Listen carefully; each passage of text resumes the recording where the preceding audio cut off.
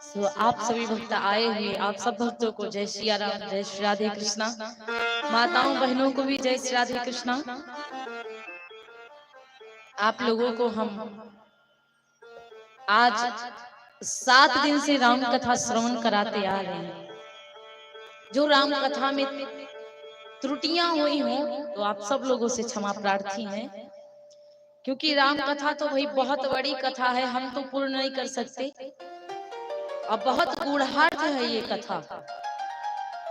बड़े ज्ञानी ध्यानी लोग एक चौपाई के पता नहीं कितने अर्थ निकालते हैं और सब सार्थक होते हैं। तो मैं आप लोगों को कथा श्रवण कराते कराते यदि एक प्रसंग भूल से भी रह गया हो तो क्षमा करिएगा आप संत भगवान। लेकिन हाँ, वो प्रसंग यदि हमसे भूल से रह जाए, क्योंकि बहुत बड़ी कथा है, कहीं ध्यान आया नहीं, थोड़ा सा भूल गए, आगे बढ़ गए हम, तो उसके लिए आप लोग हृदय पे नहीं लीजिएगा। बस इतना सोचिएगा कोई बात तो नहीं है, जितना मेरे जीवन में अब जितना मुझे बता था उतना मुझे मिला है सुनने को, उसे हम अपने जीवन में उतारें, ये मेन होता है। क्योंकि मैं कथा श्रवण कराते कराते आप लोगों को परशुराम संवाद श्रवण कराना थोड़ा सा भूल गई थी। कुछ शॉर्ट कथा में भी हम शॉर्ट कथा भी सुना, क्योंकि समय देखिए बहुत कम है मैया। अब रामायण की चौपाइयां हम गाते हैं, जैसे गा करके श्रवण कराते हैं बहुत, तो समझा करके तो थोड़ा एक चौपाई में इंस्ट्रूमेंट बजता है, तब तक 5 मिनट तो ऐसे ही चले जाते हैं, क्यों 2.5 मिनट तो ऐसे ही चले जाते हैं। इसलिए आइए, एक बड़ा सुंदर भजन है, चेतावनी भजन है। कहते हैं उमरिया बिताए दी, और बढ़िया से तालियां बजाइएगा और श्रवण करिएगा।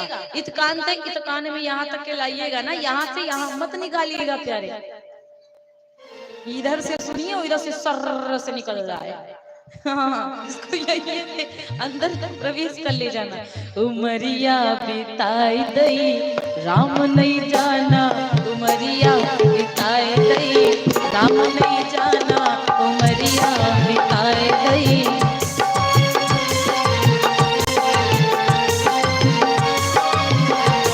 उमरिया बिताई दई राम नहीं जाना, उमरिया बिताई दई राम नहीं जाना, घनश्याम नहीं जाना राम नहीं जाना, घनश्याम नहीं जाना राम नहीं जाना, घनश्याम नहीं जाना राम नहीं जाना, उमरिया बिताए दई राम नहीं जाना, उमरिया बिताई दई राम नहीं जाना, उमरिया बिताई दई राम नहीं जाना।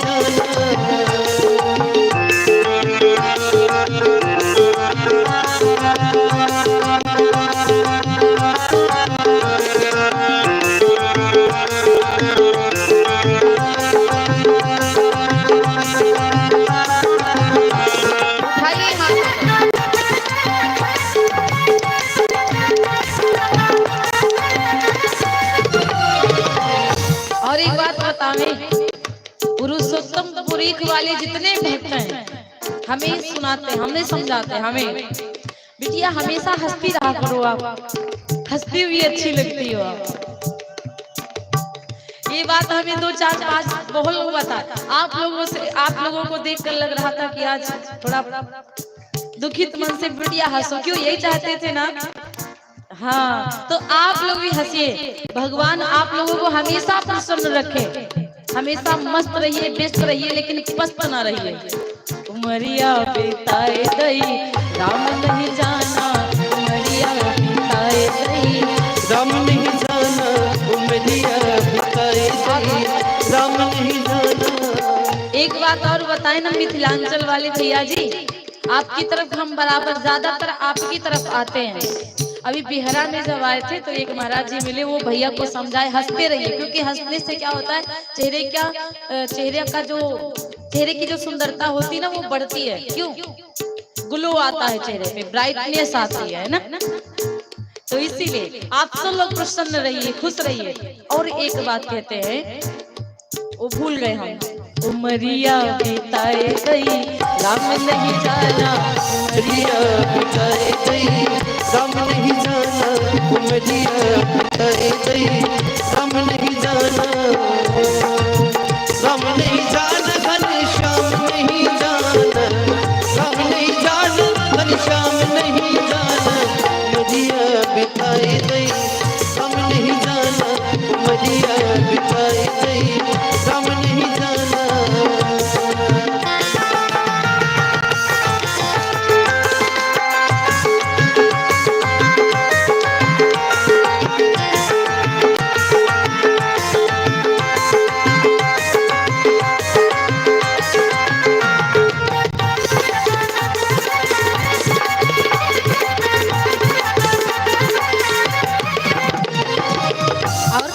आए अकेले भजन करन को, आई अकेली भजन करने को, आए अकेले भजन करन को, और सूरतिया भुलाए दैया। ये प्यारी बात है, सारी भगवान की यादों को भुला दिया, इसका मतलब है सूरतिया है ना। सूरतिया भुलाए दई राम नहीं जाना, सूरतिया भुलाए दई राम नहीं जाना, सूरतिया भुलाए दई। ये सूरतिया भुलाए गई, राम नहीं जाना, सूरतिया भुलाए गई, राम नहीं जाना।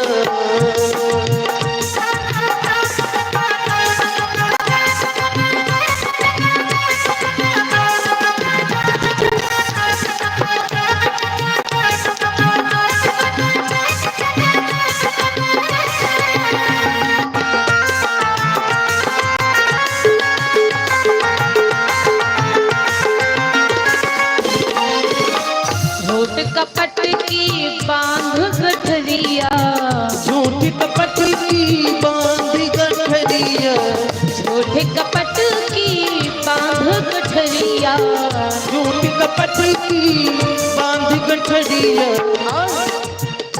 अरे सिर पर लाद लई, कोई फायदा मिला? कोई फायदा नहीं मिलेगा। हाँ, सिर पर लाद लई राम नहीं जाना, खपड़ी पे लाद लई राम नहीं जाना, उमरिया बिताए गई, राम नहीं जाना उमरिया बिताए गई, राम नहीं जाना।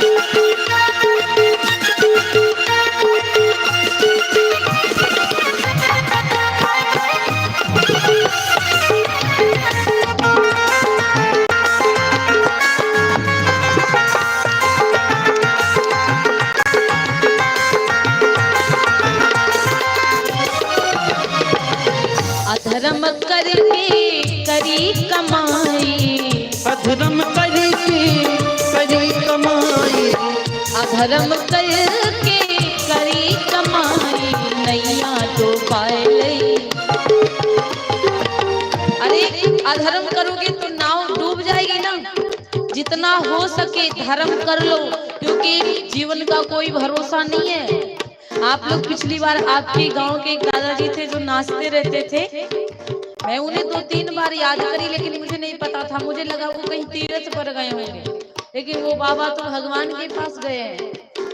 बताओ, उम्र का कोई भरोसा होता है? उस समय तो झूम लिया, आज बाबा जी नहीं है, कब है कब नहीं कोई भरोसा नहीं। इसीलिए प्यारे झूमते रहिए, तालियां बजाते रहिए, माता जी का गुणगान करते रहिए।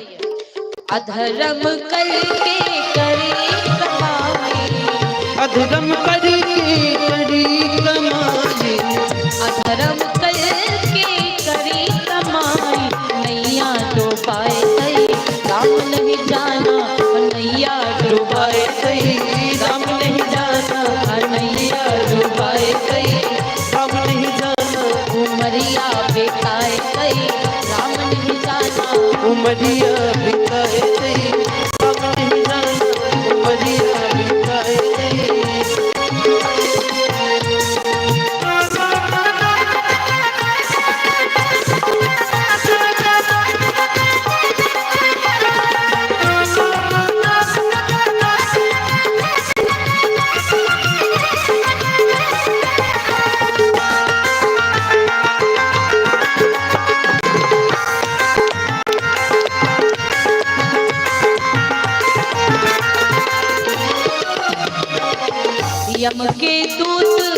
लेने जब आए, यम के दूत लेने जब आए, यम के दूत लेने जब आए, यम के दूत लेने जब आए, कोठरिया खुलाए गई। समझ गई? कोठरी आप लोग यहाँ क्या बोलते हैं? अरे कमरा, रूम, वहाँ वाला रूम, समझ रहे ना?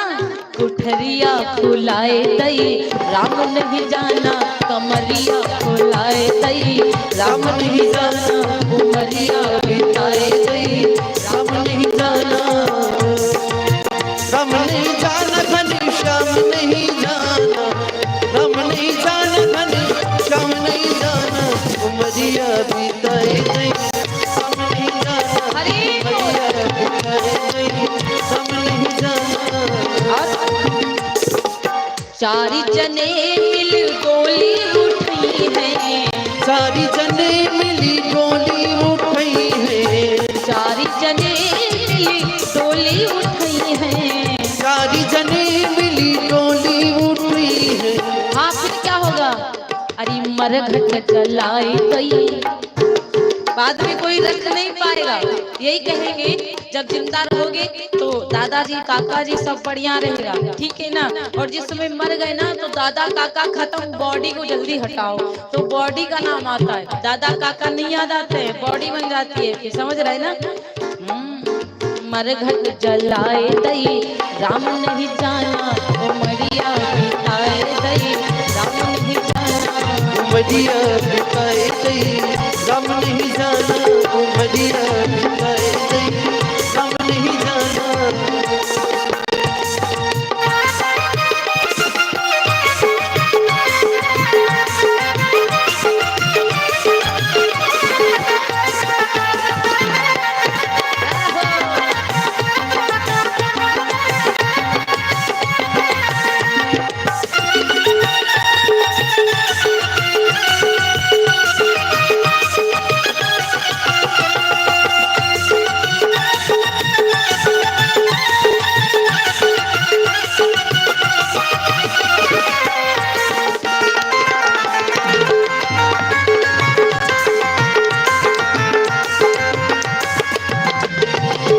कहत कबीर सुनो भई साधो, साधो कहत कबीर, साधो का मतलब है समझो, ठीक है ना? साधो का मतलब समझो। कहत कबीर सुनो भई साधो, कहत कबीर सुनो भाई साधो। बाद में क्या होगा? अरे सिर धुन धुन पछताए रही, राम नहीं जाना सिर धुन धुन पछताए रही, राम नहीं जाना उमरिया बिताए रही, घनश्याम नहीं जाना उमरिया बिताए गई, राम नहीं जाना, उमरिया बिताए गई, राम नहीं जाना।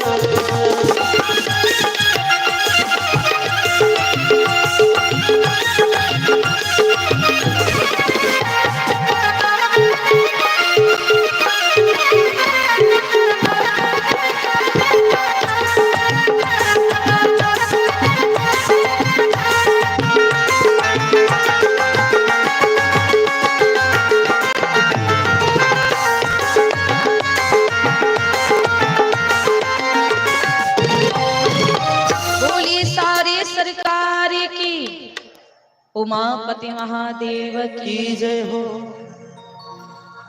बोली सांवरे सरकार की। की जय हो। इसीलिए हमेशा एक बात याद रखिएगा, जीवन में भगवान का नाम जरूर हो।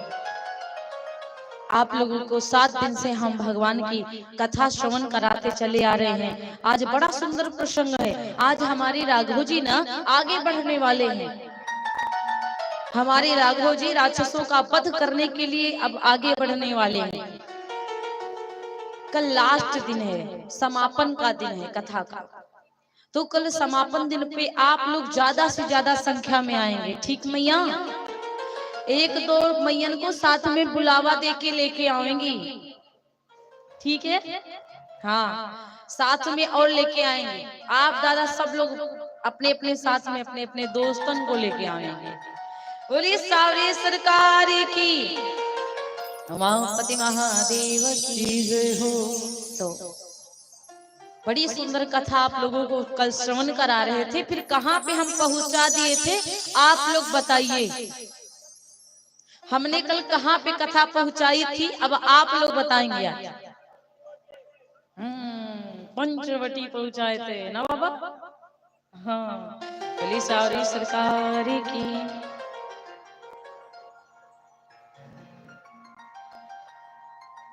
पंचवटी जो है ना बाबा, वो रावण की एरिया है, जहां पर सुपर्णखा रहती है। हाँ, हंसने वाली बात नहीं है, ये सत्य बात है। पंचवटी की एरिया सुपर्णखा को दिया था रावण ने, और कहा था कि तुम पंचवटी में निवास करो। अच्छा, क्यों कहा था? सुपर्णखा जो थी वो लंका में रहती थी, लेकिन सुपर्णखा को पंचवटी की एरिया में रहने के लिए रावण ने क्यों बताया? कारण है, इसके आगे कथा भी आएगी बहुत सुंदर, आप लोग श्रवण करेंगे। तो कहते हैं कि सुपर्णखा माने क्या होता है? सुपर्णखा के नाम का अर्थ क्या है? जिसके कान जो हो बिल्कुल सूप की तरह हो, बड़े बड़े। अर्थात उसके खैर कान बड़े बड़े नहीं थे, लेकिन वो राक्षसी भी थी, होंगे भी, क्योंकि बिल्कुल गुफाओं की तरह नाक कान हुआ करते थे राक्षसों के। कोई छोटे छोटे राक्षस थोड़ी ना थे। और जिसके नाखून बिल्कुल फावड़े के जैसे हो, हर की तरह। हर समझ रही है ना, जो खेतवा में जोता जाता है, जैसे जनक जी ने जिससे जोता था, बड़े बड़े नाखून होते हैं ऐसे। आजकल तो बहुत लोग ये फैशन बना लिए हैं, बड़े बड़े। अच्छा, हमको एक बात नहीं समझ में आती है, बड़े बड़े नाखून तो होते होंगे, लेकिन जब भोजन उठाती होंगी अपने हाथों से तो इतनी दूर हो जाते होंगे हाथ, तो फिर भोजन कैसे उठाती होंगी? हमको ये चम्मच से ना। अच्छा, एक बात और बताइए, चम्मच से अगर खाया जाता तो पेट भर जाता है? नहीं ना बाबा, चम्मच से पेट कभी चम्मच से खाने में पेट भरता ही नहीं है ऐसा। लेकिन आजकल सब फैशनेबल जमाना हुआ, फैशनलिटी आ गई है, सब फैशन ले जी रहे हैं ना, सब अपना अपना एक्शन करते हैं, सब रोब में जी रहे हैं। तो वो सब लोग चम्मच से, पहले फूल के पात्र चलते थे, फूल के पात्र में खाया जाता था ना, ताम्र से पूजा किया जा, आज भी करते हैं, ऐसी बात नहीं है। उसके बाद में जो स्टील वाली थाली बोलते हैं ना दादाजी, ये स्टील वाली चमकदार जो थालियां हैं, इनमें खाया जाता था। अब सबसे ज्यादा तो वो प्लेट नहीं आती हैं, फाइबर वाली प्लेट में खाया जाता है। तो फाइबर वाली ना प्लेट मजबूत होती है, ना तो पेट सही से, पेट तो खैर भरता है, लेकिन पेट का सिस्टम मजबूत नहीं होता है, सब फाइबरे बने जा रहे। पहले क्या होता था, धान कुछ 4 महीने में तैयार हुआ करते थे ना, आजकल हाइब्रिड धान चला, हाइब्रिड, समझ रहे होंगे आप लोग। हाइब्रिड धान तो 2.5 महीने में तैयार, 2 महीने में तैयार। उसी हाइब्रिड के चक्कर में इंसान भी हाइब्रिड होता जा रहा है। कब आता है, कब जिंदगी जी लेता है, कब बड़ा हो गया, कुछ समझ में ही नहीं आ रहा है, सब हाइब्रिड ही होते जा रहे हैं। पहले सतयुग था, हमारे कितने युग हैं? 4। सबसे पहला युग है सतयुग, दूसरा है त्रेता युग जिसमें राम जी आए, तीसरा है द्वापर युग जिसमें कृष्ण जी आए, और चौथा है जिसमें हम लोग आए, कलयुग। तो पता है क्या हुआ? सतयुग में व्यक्ति की 1 लाख वर्ष की उम्र हुआ करती थी, ये वेदों में लिखा है, 1 लाख वर्ष की उम्र हुआ करती थी। और उसके बाद त्रेता आया तो 1 लाख में से 1 जीरो हट गया तो 10,000 बचा। फिर द्वापर युग आया तो द्वापर युग में 1 जीरो फिर हट गया तो 1,000 बचा। द्वापर युग में इंसान की उम्र 1,000, और कलयुग जब आया तो 1,000 में से 1 जीरो हटा तो कितना बचा? 100। और 100 साल की उम्र में लगभग 50 साल तो इंसान सोने में गुजारता है। 50 साल हमारी जिंदगी के बचे, तो 50 साल में इंसान क्या करता है? 50 साल में तो अपना पढ़ाई लिखाई में 25 साल 50 बचा तो 50 में 25 साल पढ़ाई लिखाई में चला जाता है। फिर कितना बचा 25, फिर 25 से ना बचा, 25 में से माइनस करिए 25, तो 25 साल में घर गृहस्थी जीवन ये देखना, परिवार देखना, वो देखना, ये सब हो जाता है। फिर कितना भगवान का भजन लोग करते हैं। वैसे आप लोगों की बात मैं नहीं कर रही हूँ, आप लोग तो बहुत भजन करते हैं भाई। कहाँ 4 बजे बैठते हो, 4 बजे से अभी ये 10 बजे तक आज भजन करेंगे, क्यों? 10 बजे का इंतजार करते करते बोर ना हो जाइएगा। आज हम उठने नहीं देंगे 12 बजे तक, ठीक है ना? बोलिए सारी सरकार की, क्योंकि भैया कथा भी बढ़ानी है आगे। कल बस समापन का दिवस है, कथा तो पूर्ण करना है। अब पूरी तो नहीं, लेकिन हाँ कोशिश करते हैं हम लोग। रावण को जिंदा नहीं छोड़ूंगी, जिंदा। बोलिए उमापति महादेव की जय हो। भगवान ने 24 घंटे का समय दिया, हम लोग 24 मिनट का समय निकाले, जरूर निकालें 24 मिनट। बहुत लोग तो पूजा बहुत देर देर तक करते हैं, बहुत अच्छी बात है, लेकिन ये जो नहीं करते, मैंने ऐसे ऐसे परिवार देखे कि 24 मिनट की तो बात छोड़े, 24 सेकंड का भी नाम लेने का उनको समय नहीं है। सुबह सुबह जगते तो बड़ी जोर से अपने हाथ उठाएंगे, कहेंगे हाय ददुआ बहुत शरीर में दर्द हो रहा है। ददुआ इतना बड़ा शब्द निकल जाता है, लेकिन राम 2 शब्द नहीं निकलते जल्दी, समझ रहे ना? तो इस प्रकार भगवान का भजन करिए जरूर, भगवान का स्मरण जरूर करिए। कलयुग केवल नाम आधारा, सुमिर सुमिर नर उतरहि पारा। सुपर्णखा को कहते हैं आसक्ति, जो झूठी हो, जो हमेशा हर बात में झूठ बोले, बनाती है बात, वो होती है माँ सुपर्णखा। और सुपर्णखा बहुत बनावटी बात करती। आसक्ति का मतलब जहाँ पे शक्ति होगी वहां पे आसक्ति नहीं रुक सकती, और वहां पर शक्ति कौन है? हमारी जानकी जी। जहाँ पे हमारे राम जी है ना, वहाँ पे हमारी जानकी माँ शक्ति है, और जहाँ पे शक्ति नारी होती वहाँ पे आसक्ति टिक भी नहीं सकती है। कहा है कि पंचवटी सो गई एक बारा, पंचवटी सो गई एक बारा, देखी बिकल भई राजकुमारा, देखी बिकल भई जुगुल कुमारा, देखी बिकल भई जुगुल कुमारा। पंचवटी सो गई एक बारा, पंचवटी सो गई एक बारा, पंचवटी सो गई एक बारा, देखी बिकल भई जुगल कुमारा, देखी बिकल भई जुगुल कुमारा, देखी बिकल भई जुगुल कुमारा।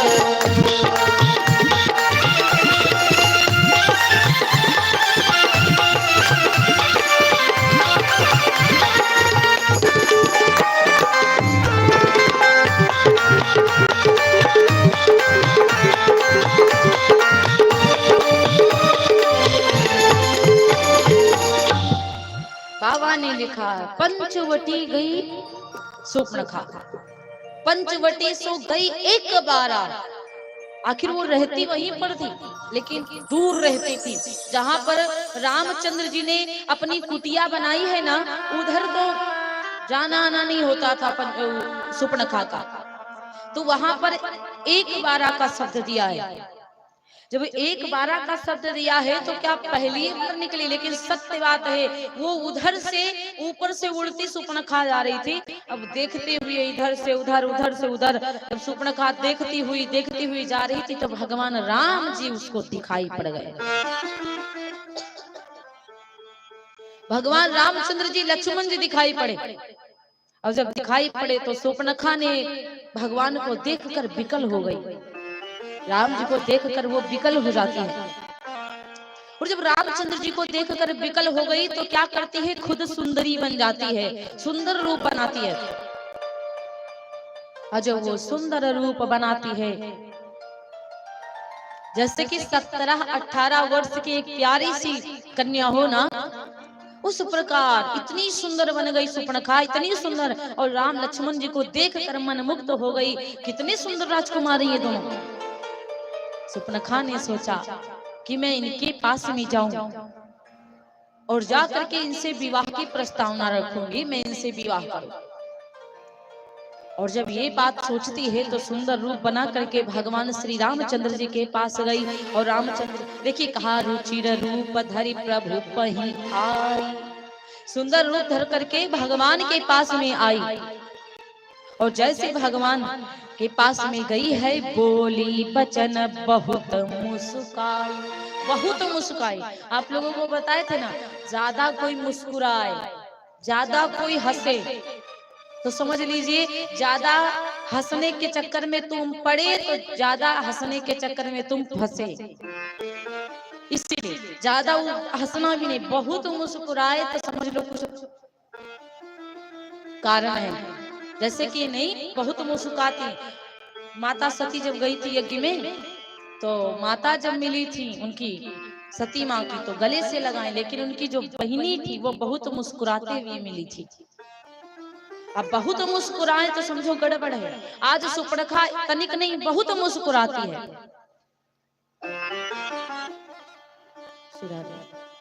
और जब बहुत मुस्कुराती है तो मेरे भैया आज भगवान के पास गए।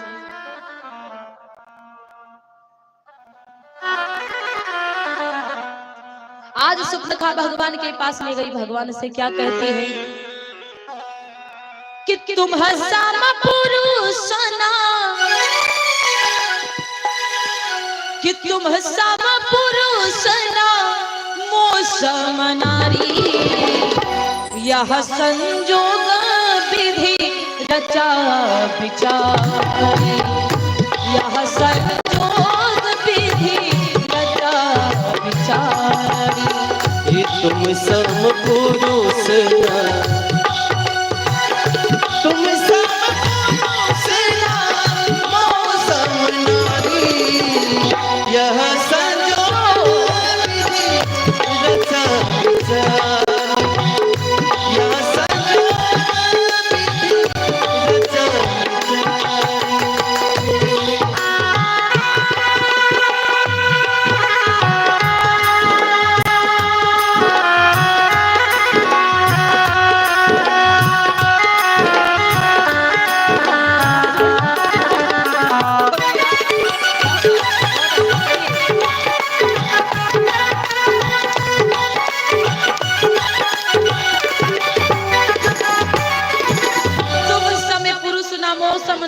बहुत बढ़िया डांस कर रही बिटिया, इससे वाली डांस कर रही ये न्यू डांस है भाई, बहुत सुंदर, बढ़िया से तालियां बजाई। आज सुपर्णखा ने कहा तुम समय पुरुष ना मौसम नारी, यह संजोग विधि रचा विचारी। अरे ये विधि ने बहुत बढ़िया रचा है कि ना तुम्हारी जैसा सुंदर ना मेरी जैसी सुंदर नारी संसार में। बातें बनाने वाली तो इतनी बना देती है कि पूछो ना, जैसे सुपर्णखा बना रही है। कहती मेरे जैसी कोई सुंदर नारी संसार में नहीं होगी, तुम्हारे जैसा कोई सुंदर पुरुष नहीं होगा। और पता है क्या कहा सुपर्णखा ने कि मम अनुरूप पुरुष जग माही, देखे खोजी लोकति नाही, देखे खोजी लोकति नाही।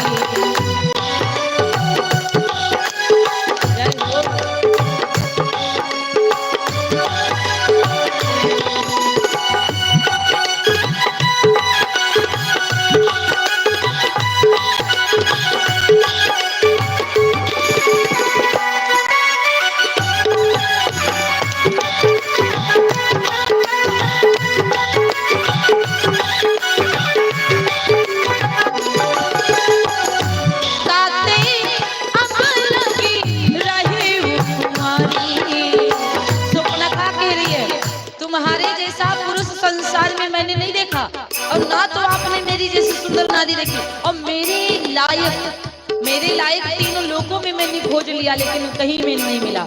इसीलिए ताते अबलगी रही तुम्हारी, मनुमाना कछु तुम्हारी, मनुमाना कछु तुम्हारी।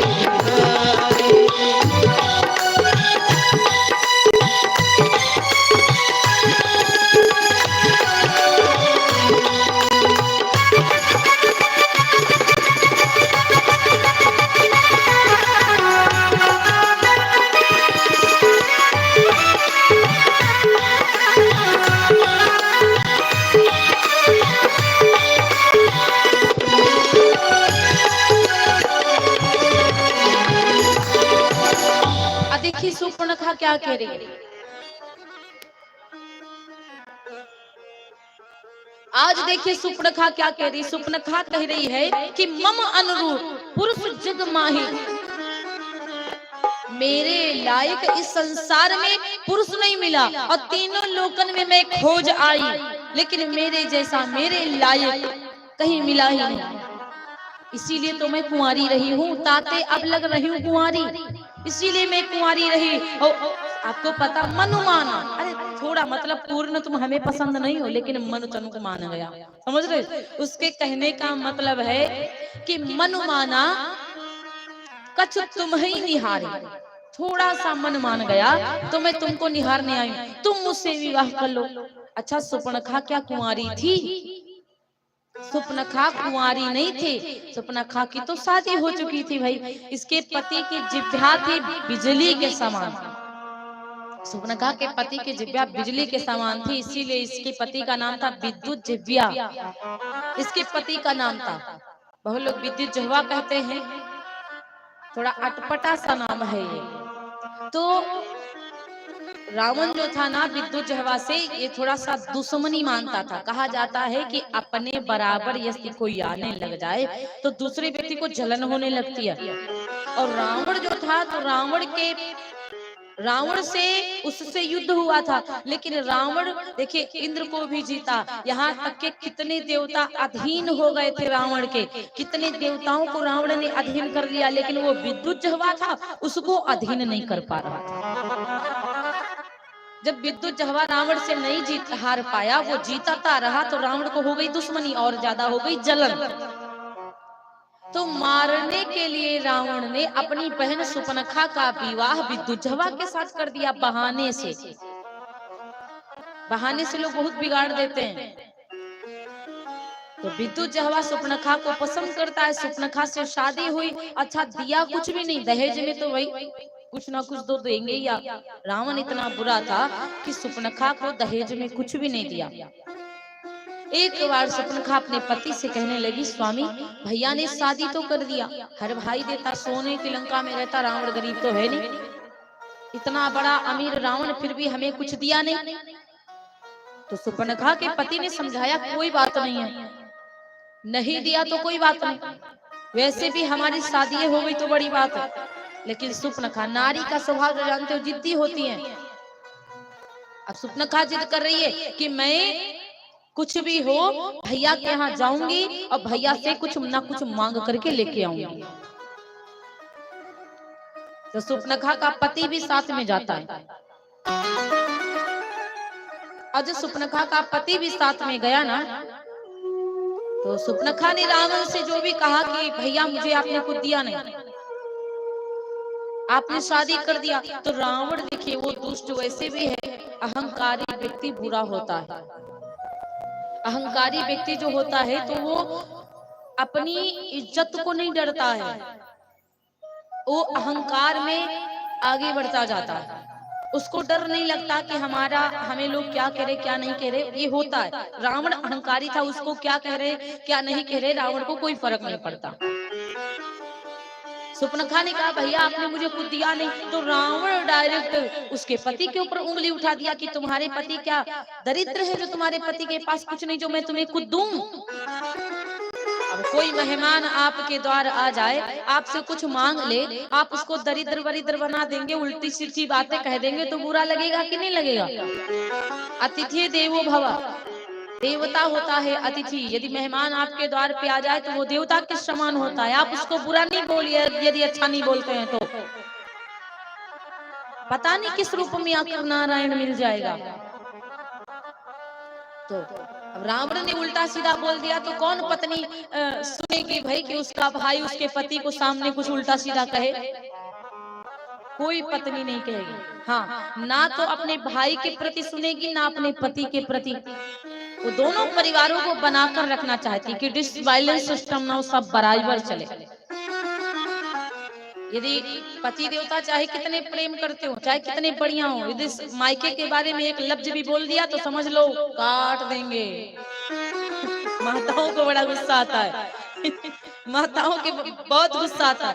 और यदि मायके गए और कहीं पति की बुराई कर दिया तो हम कब तक यहाँ तुम्हारे रहेंगे, हम तो चले जाएंगे अपने घर, अपना घर संभालो, हमारा तो ससुराल ठीक है।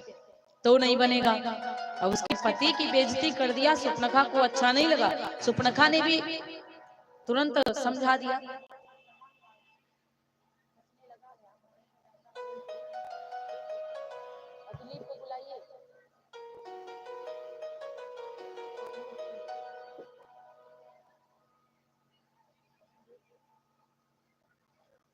तो सुपनखा के पति को उल्टा पुल्टा कह दिया।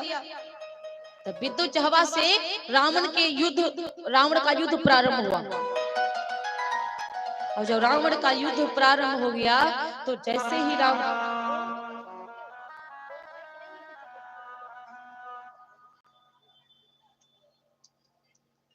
तो मेरे भैया अब क्या हुआ कि रावण विद्युत हवा को उल्टा पुल्टा बोला तो दोनों से युद्ध होने लगा। जब दोनों से युद्ध होने लगा तो थोड़ा सा विद्युत हवा हल्का फुल्का झुका कि भाई ससुराल में है और ससुराल में झगड़ा करना ठीक नहीं है। उसी का फायदा उठा करके रावण ने सुपनखा के पति को जान से मार दिया। जब सुपनखा के पति को जान से मार दिया तो भाई किसी बहन को यदि विधवा बनाए तो उसको अच्छा लगेगा क्या? सुपनखा उसी दिन से कसम खाकर बैठी है, लंका के एक एक मेहरारू को, लंका की एक एक स्त्री को यदि विधवा न करवा दिया ना तो मेरा नाम सुपनखा नहीं है। और सबसे बड़ी आग लगाने वाली सुपनखा ही है। और सुपनखा आई, बात बनाने लगी, कहने लगी तुम सम पुरुष ना मोह सम नारी, ना तुम्हारे जैसा को पुरुष संसार में ना मेरी जैसी नारी। उसके बावजूद भी कहती है कि तुम मनमाना कुछ तुम्हें निहारी, मेरा थोड़ा सा मनमाना तो तुमको मैंने निहारा। देखिए दो तीन तरह की बातें कर रही है सुपनखा। एक तो तुम्हारे जैसा कोई है नहीं, दूसरी बात करी तीनों लोकन में खोजा तब भी तुम्हारे जैसा नहीं मिला, इसीलिए मैं कुंवारी थी और आज मैंने तुमको देखा थोड़ा सा अच्छा लगा। राम जी समझ गए कि ये सुनेगी तो है नहीं, बकबक करती रहेगी अपना, ये बोलने वाली तो है नहीं, सुनने वाली तो है नहीं, केवल बोलने वाली है।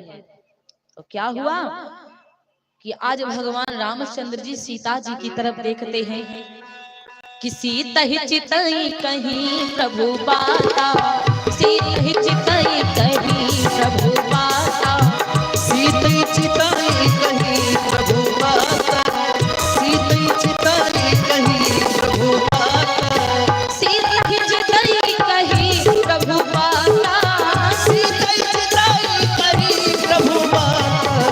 अहई अहई अहई कुवार मोर लघु भ्राता, अहै कुमार मोरे लघु भ्राता, अहै कुमार मोरे लघु भ्राता।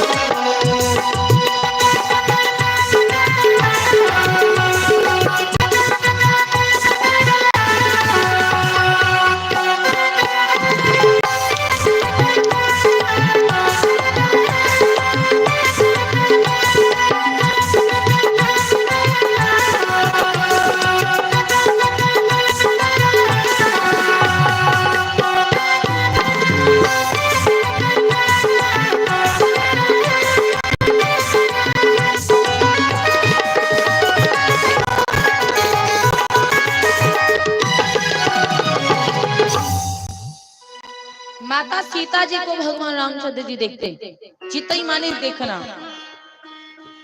माता सीता जी की तरफ देख करके भगवान ने इशारा किया, अहै कुंवर, उधर देखो मेरा कुंवारा भैया लक्ष्मण, छोटा भाई मेरा लक्ष्मण। क्योंकि जैसे को तैसा देना चाहिए।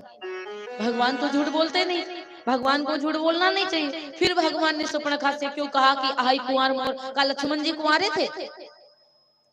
लक्ष्मण जी का भी तो विवाह हो चुका था ना उर्मिला जी के संग में, तो जैसे को तैसे ही देना चाहिए। अब जैसी वो है भगवान उससे वैसे ही बात कर रहे हैं कि अहै कुंवर मोर, तुम कुंवारी हो ना, मैं शादीशुदा हूँ, मेरे साथ सीता जी बैठी, तुम कुंवर के पास में चले जाओ, वहां मेरा भैया बैठा लघु छोटा अनुज भैया मेरा लखन वो कुंवार, उससे ढको।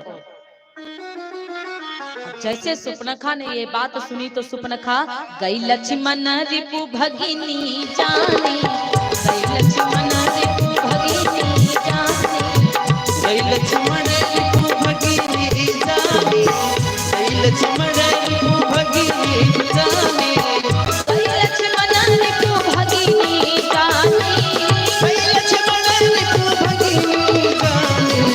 प्रभु प्रभु प्रभु बिलो की बोले मृदुबानी, प्रभु बिलो की बोले मृदुबानी, प्रभु बिलो की बोले मृदुबानी।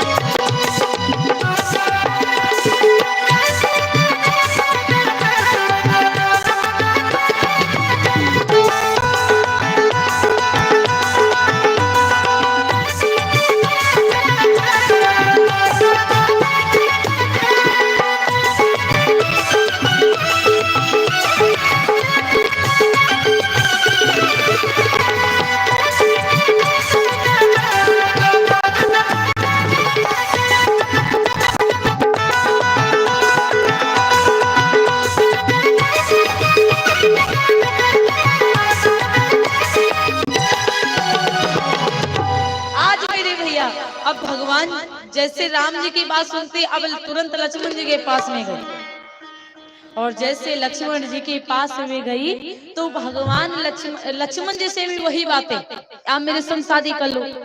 कहते हैं कि भगवान इतनी सुंदर दुनिया बनाए हैं, लेकिन उस सुंदर दुनिया में उससे भी कुछ सुंदर ढूंढा जाता है। क्यों? जैसे सुपर्णखा ढूंढ रही है। बड़ी सुंदर बात किसी कवि ने कही कि देखी यहाँ हमने किस्म किस्म की नजरें, देखी यहाँ हमने किस्म किस्म की नजरें, लेकिन चकोरी चांद एक डगर ढूंढते हैं। किसी मेहरबा की एक नजर ढूंढते हैं। कहते हैं संसार में नजरें तो आपने कई आंखें देखी होंगी, लेकिन चांद पर जैसे चकोर की नजरें होती वैसी आंखें कहीं नहीं, क्योंकि हर लोग नए नए लोग ढूंढते हैं, लेकिन चकोर कोई नई चीज नहीं, वो केवल चांद को देखता है। क्यों?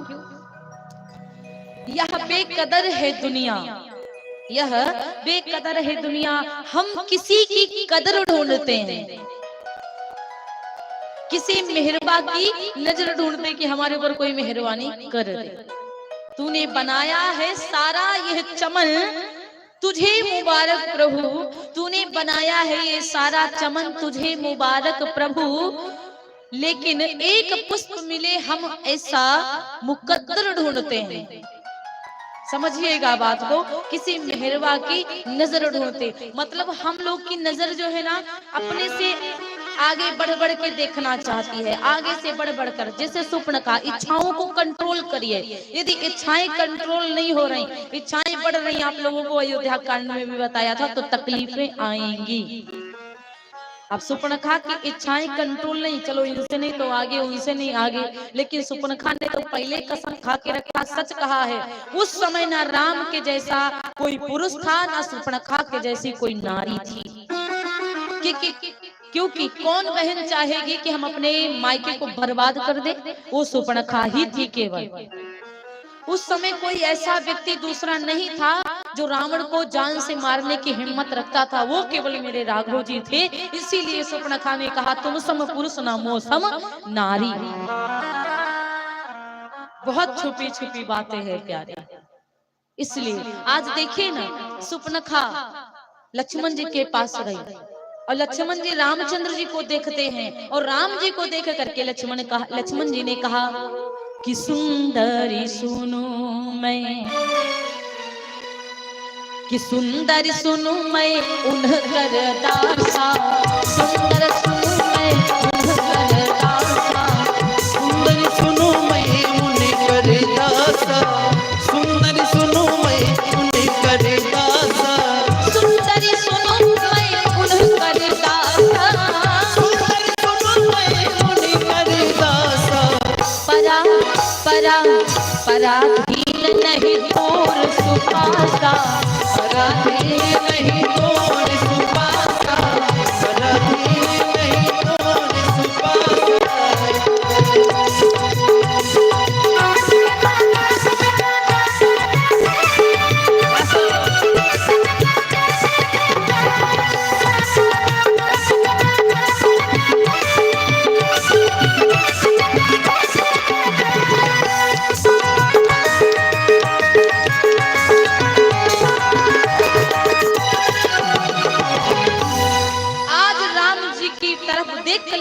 जी कहा सुंदरी सुनो, जो हमारी माताएं बहनें पीछे खड़ी हुई हैं, आप लोगों को बैठने की जगह नहीं, आप लोग आगे आ जाइए, जगह बनवा दूंगी, खड़ी ना होइए, आप सब लोग आगे आ जाइए। बोली सारी सरकार की जय हो। थोड़ा सा आप लोग साइड में हो जाओ, वहीं लोग इधर बैठ जाइए, आप लोग आगे आ जाइए, यदि वहां बैठने की जगह नहीं है तो। कहने लगी सुंदर सुनी मैं उनकर दासारी, सुपर्णखा से लक्ष्मण जी ने कहा सुंदरी मैं उनका दास हूँ, दास मैं उनका सेवक हूँ, जिन्होंने आपको मेरे पास भेजा है ना, मैं उनका सेवक हूँ। और पराधीन और सेवक तो भाई पराई इच्छा पर चलता है, मैं उनके चरणों को दबाता हूँ, जो वो कहते मैं करता हूँ। तो सुंदरी ऐसी बात है कि तुमको सेविका बनकर रहना पड़े तुम्हारे लिए अच्छा नहीं है। लक्ष्मण जी ने सुपर्णखा से कहा कि मैं सेवक हूँ और तुम इतने बड़े घराने की लगती हो, इतनी सुंदर हो और तुम सेविका बन जाओ, मेरे से शादी करके तो तुम्हारे लिए बढ़िया नहीं होगा। इसीलिए सुनिए, प्रभु समरथपुर कौशलपुर राजा, प्रभु समरथ कौशलपुर राजा, प्रभु समरथ कौशलपुर राजा, प्रभु समरथ कौशलपुर राजा, प्रभु समरथ कौशलपुर राजा,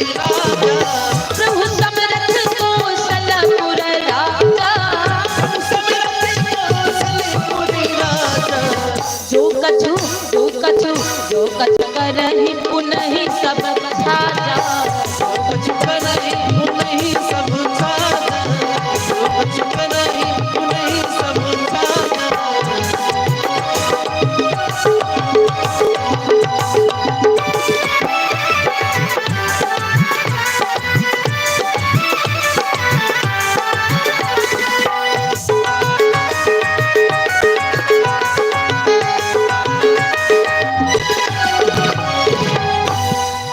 लक्ष्मण जी ने कहा प्रभु समरथ कौशलपुर राजा।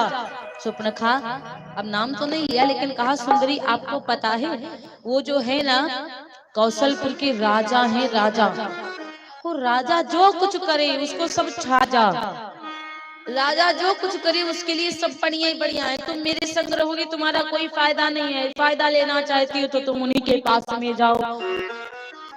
और देवी सेवक सुख चह मान भिखारी, चाहे मुझे सेवक मान लो चाहे मुझे भिखारी मान लो, इसीलिए आप मेरे साथ रहोगी तो मेरे साथ आपका सिस्टम अच्छा नहीं चल पाएगा, इसलिए आप अब राम जी के पास गई।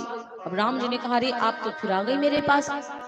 राम जी ने कहा अरे मेरे भाई ने क्या कहा? सुपर्णखा ने कहा अरे वो सेवक है, मैं उससे शादी वादी नहीं करूंगी, आपसे शादी करूंगी, आपसे विवाह करूंगी, क्योंकि आपके जैसा दुल्हा हमको संसार में कहीं मिला ही नहीं आज तक के। राम जी ने कहा देवी वो भी बहुत अच्छे हैं, उनके पास अब की बार जाओ, हम कहते शादी करेंगे। और सुपर्णखा फिर गई। उसका आसक्ति का मतलब क्या है? भटकना, इधर उधर आना जाना। अब वो राम जी के पास गई, राम जी ने फिर लक्ष्मण जी के पास भेजा। अब लक्ष्मण जी ने दूसरी बार फिर राम जी के भेजा और राम जी के पास अब की बार भेजा। राम जी ने जैसे अब की बार कहा कि अरे वो आपको बकाते हैं, वो तो आपसे आपके आगे बहाने बनाते हैं, आप क्यों परेशान हो रही? उन्हीं के पास जाइए ना, शादी करिए ना, बहुत बढ़िया सिस्टम बनेगा। अब सुपर्णखा को इतनी गुस्सा आ गई, इतनी गुस्सा आ गई कि वो अपने असली रूप में आ गई। आज नहीं छोड़ूंगी, तुम्हारे संग जो बैठी ना सबसे पहले इसी को खाऊंगी, इसी को खाऊंगी, इसके चक्कर में तुम मुझसे शादी नहीं कर रहे हो, पहले इसको खाऊंगी। अब जानकी जो तो इतनी भोली है, इतनी मासूम है, जैसे हमारी जानकी जो डरी तो भगवान को अच्छा नहीं लगा। भोली भाली किसी की नारी डर जाए जो हमेशा उनका साथ दे रही हो, इतनी भोली है। बताओ सीता जी कबू अपना चरण धरती पर नहीं उतारा। आज जानकी जो हमारी जंगल आई तो उनकी सहायता तो करना राम जी का काम ही है, और उनको कोई तकलीफ दे दे तो फिर छोड़ेंगे नहीं। और रावण को ही इसीलिए मारे क्योंकि जानकी जी को तकलीफ दिया, जानकी जी को चुरा कर ले गया रावण। आज राम जी को अच्छा नहीं लगा। राम जी ने कहा सुपर्णखा, सुंदरी, सुपर्णखा का नाम नहीं है, सुंदरी सुनिए, आप अब की बार जाइए, मैं कहता हूँ कि वो जो मेरा छोटा भाई है ना वो विवाह करेगा। और जैसे लक्ष्मण जी के आगे पहुंची है और लक्ष्मण जी को इशारा किया है कि सबसे ऊंचा आसमान, इसका मतलब शरीर में सबसे ऊंची नाक इसके पहले उड़ा दो। और लक्ष्मण जी उठा करके अपना बाण उसकी नाक को तुरंत काट दिया। और जैसे उसकी नाक को काटा, कहा है कि द्रोणाचार्य आकाश उठाए, हे द्रोणाचार्य आकाश उठाए, चार वेद श्रुति नाक बताई, हे चार वेद श्रुति नाक बताई।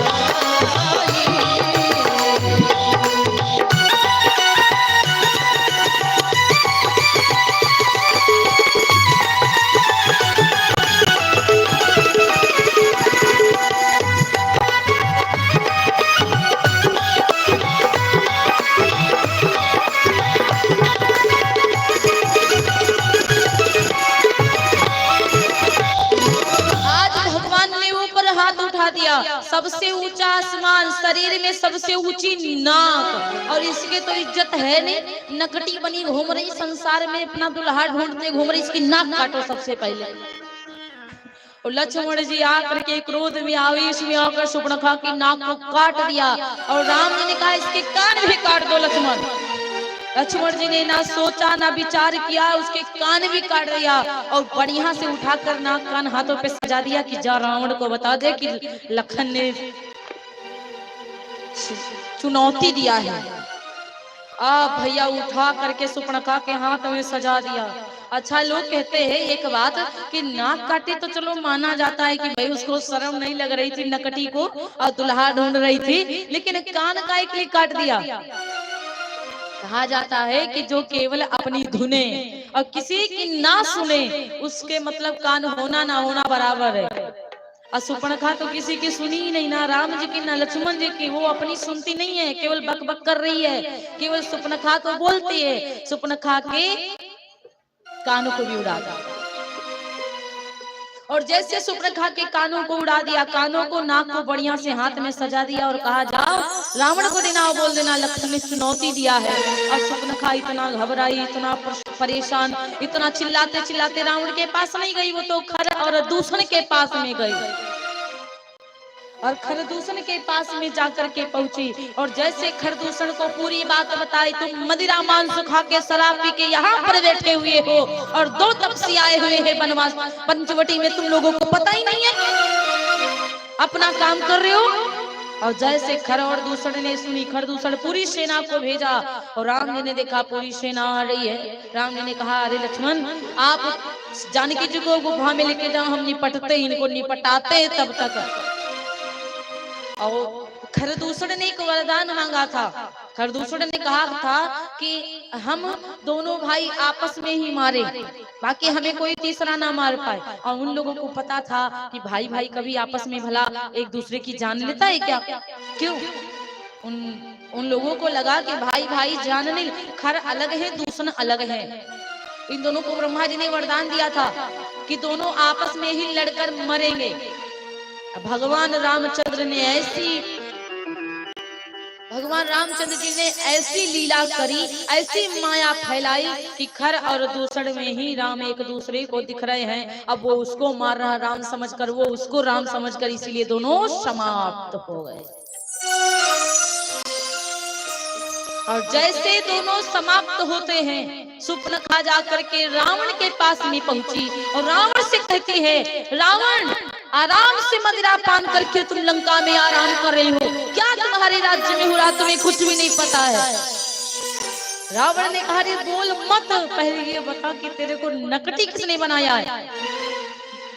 अब शूर्पणखा कहती अरे भैया कि भाई 2 लड़के राम लखन इस पंचवटी में आए हैं, हमरा है एक सीता नामी सुकुमारी नारी लाए हैं।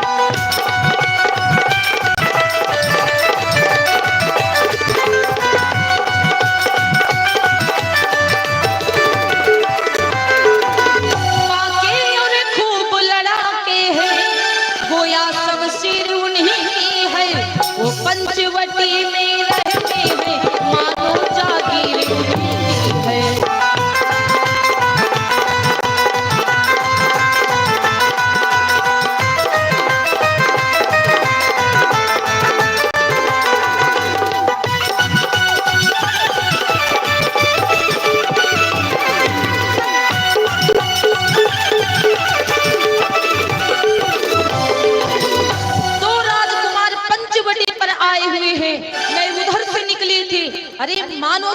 पंचवटी में रहते, मानो की पंचवटी पूरी जागीर उन्हीं की है दोनों की। और भैया आपको पता है कि मैं उधर अचानक निकल पड़ी, उस नारी से मिलना चाहा, इतने में छोटे तपस्वी ने मुझसे छल करना चाहा।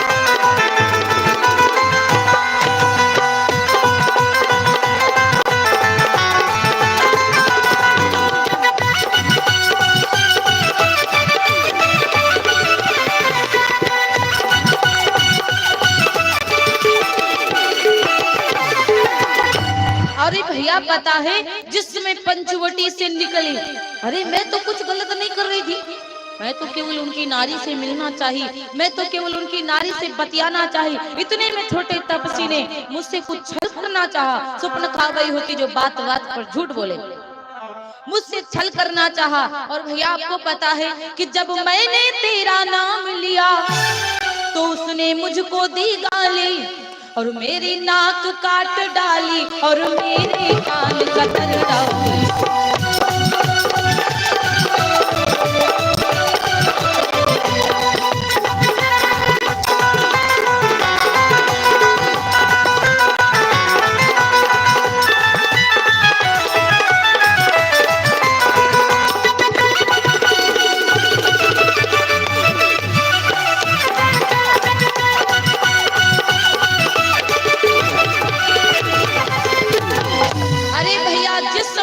आपका नाम लिया, रावण का नाम लिया, उन लोगों ने मुझे गालियां दिया, मेरे कान को काट डाला, मेरी नाक को काट डाली। रावण एक बात सुन लो, अरे मेरी नाक गई सो गई, पर अपनी नाक बचा ले तू।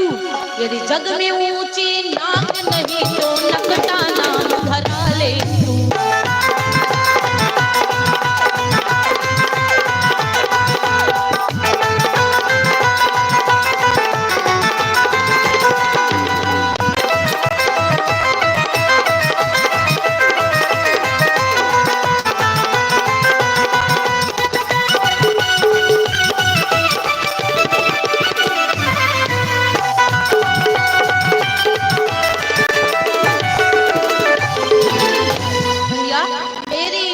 गई सो गई रावण, पर अपनी नाक बचा ले। इस संसार में ऊंची नाक नहीं तो नकटा नाम रखा ले। रावण ने कहा तू ये बता, कथा मत कह पूरी, खरदूषण के पास गई कि नहीं गई? बोले वो मरी गए, पहले ही मार डाला उन दोनों ने। रावण के तो होश उड़ गए। रावण बंद करके किवाड़ विचार कर रहा है कि मरी गए, खरदूषण मरी गए। अरे उनको तो साधारण कोई व्यक्ति मार नहीं सकता, उनको तो वरदान प्राप्त था एक दूसरे को मारेंगे। अब भैया ऐसे कौन सा झगड़ा हो गया जो दोनों एक दूसरे में मरी गए? इसका मतलब है कि भगवान आ चुके हैं, नारायण का अवतार हो चुका है इस पृथ्वी पर। आज रावण को समझ आया। रावण तुरंत अपने मामा मारीच के पास में पहुंचा। मामा मारीच के पास में जाकर के, मामा मारीच है जे रावण का मामा है और रावण मामा मारीच का भांजा है, सुपर्णखा भांजी थी। मामा मारीच के पास में रावण पहुंचा और रावण ने आज क्या कहा? मामा मारीच को पहले प्रणाम कहा। मामा मारीच ने विचार किया, ये दुष्ट कभी हमको प्रणाम नहीं किया, आज पहली बार हमारे ऊपर पता नहीं क्यों मेहरबान हो रहा है। मामा मारीच ने पूछा क्या बात है? रावण ने कहा आपको बताएं क्या बात है महाराज, कि दो तपस्वी लड़कों ने वन में यह करनी बेहुदा की है, खरदूषण तृष्णा मारे हैं और नकटी सूर्पनखा की है।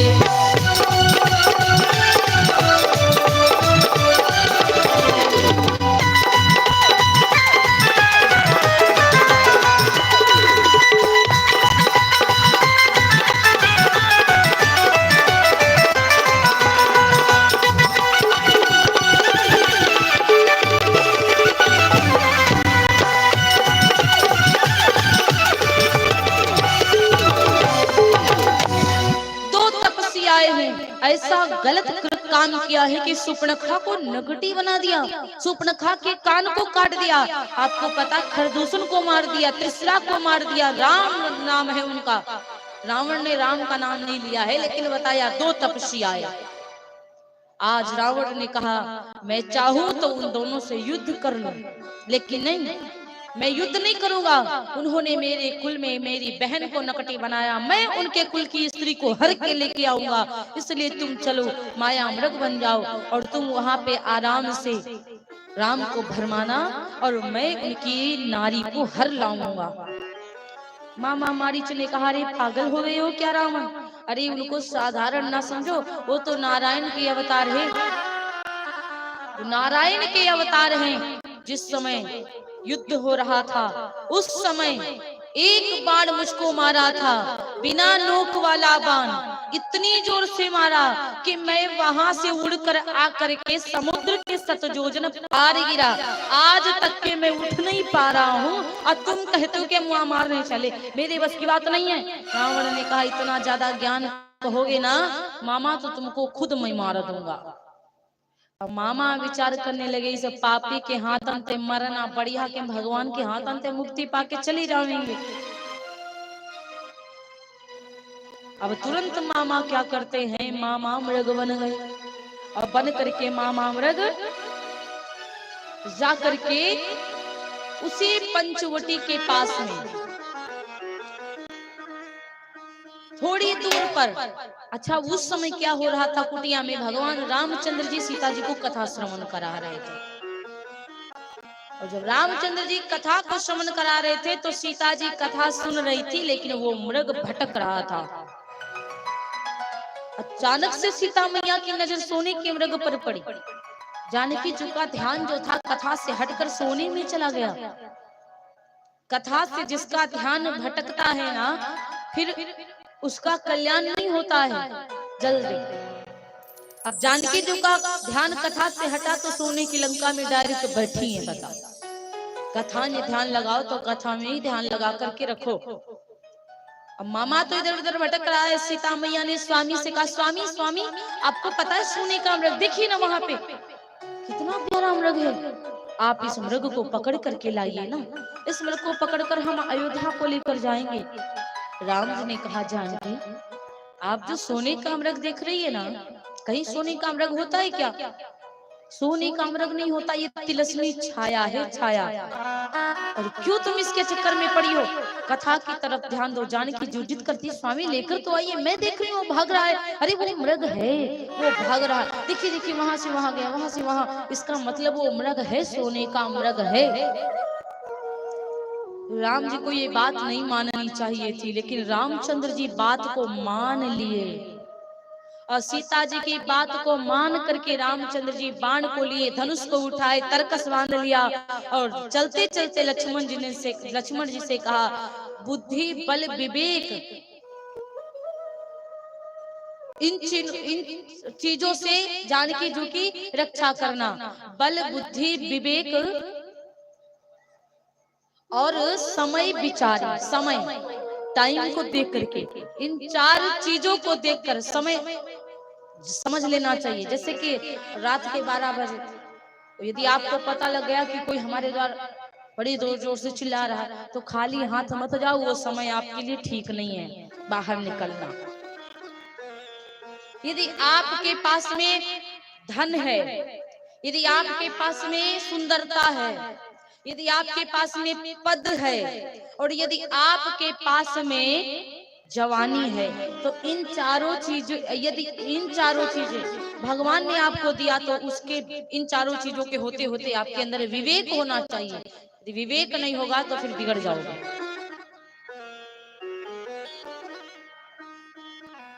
आज चारों चीजों से रक्षा करने के लिए लखन जी को बताया, लखन जी ने बात को मान लिया, चले गए मृग को मारने के लिए। और जब मृग को मारने के लिए चले तो मृग यहाँ से वहां, वहां से वहां, वहां से वहां, वहां से वहां भटक रहा है। बड़ी दूर निकाल गया। भगवान रामचंद्र जी ने मृग को मार दिया, लेकिन मरते मरते मामा मारीच रावण का साथ नहीं छोड़ा। अब मरते मरते रावण चिल्लाया है मामा, अरे लखन मुझे बचाओ, लखन मुझे बचाओ। और ये लखन वाली बात, लखन का नाम जाके जानकी जी के कान में पड़ा। और जानकी मैया ने जैसे ये सुना कि लखन लखन, तो इसका मतलब राम जी लखन को पुकार रहे हैं। यदि राक्षस कोई मरा होता तो राक्षस राम जी का नाम पुकारता या लक्ष्मण जी का? अरे देवर आप क्या कर रहे हो, जाओ देखो तुम्हारी भैया संकट में। लक्ष्मण जी ने कहा माँ, आप जिसको समझ रही हो कि मेरे भैया है, वो मेरे भैया नहीं है, कोई राक्षस है। ये राक्षस की आवाज है, मेरे भैया की आवाज नहीं है। सीता मैया ने मरम बचन तब सीता बोला, लेकिन बाबा जी ने ये नहीं लिखा कि क्या बोला। जानकी बोला लिखा, बोली नहीं लिखा, बोला लिखा है। बाबा पूज्य पाद गोस्वामी तुलसीदास जी ने ये नहीं लिखा कि क्या कहा माता सीता ने, लेकिन चलते समय, आज चलते समय लखनलाल ने चारों तरफ कुटिया की आर पार एक रेखा को खींच दिया, लेकिन इतना नहीं समझ पाए कि रेखा को खींच दिए। जानकी जी तो जिद कर रही, लेकिन हमें नहीं जाना चाहिए, भले ही वो बात झूठी हो जाए, लेकिन हमें नहीं जाना चाहिए। लेकिन लक्ष्मण जी ध्यान नहीं दिए और लक्ष्मण जी उधर चले गए।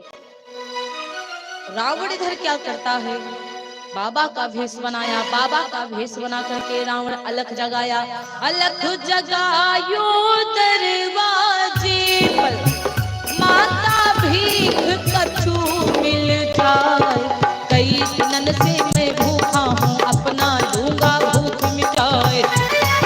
होनहार हो करके रहती चलती, कभी किसी से ना आए। दया आई गई है सीता को, कंद मूल फल लई उठाए। ले भिक्षा वह ऐसे बोली, रावण पढ़ो अगारी जाए, रावण पढ़ो अगारी जाए।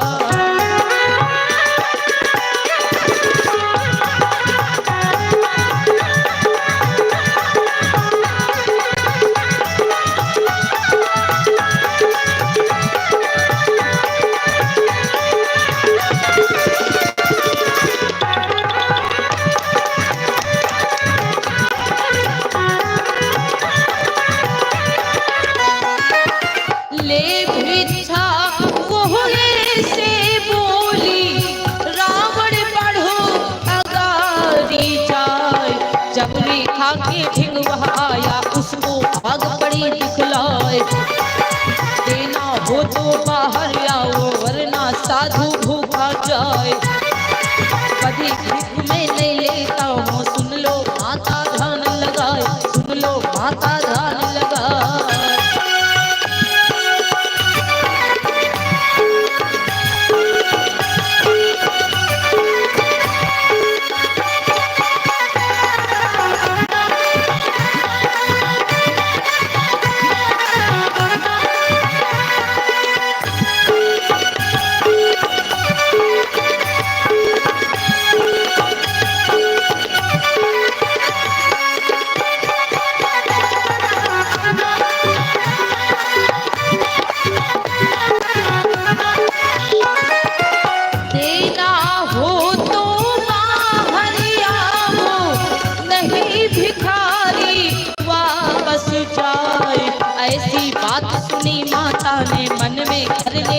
विचार भूखो भी झुक जाए द्वार से, पाप लगे मुहे आए बड़ियार। यह विचार कर बाहर आई, रावण अपना रूप दिखाए, रावण अपना रूप दिखाए।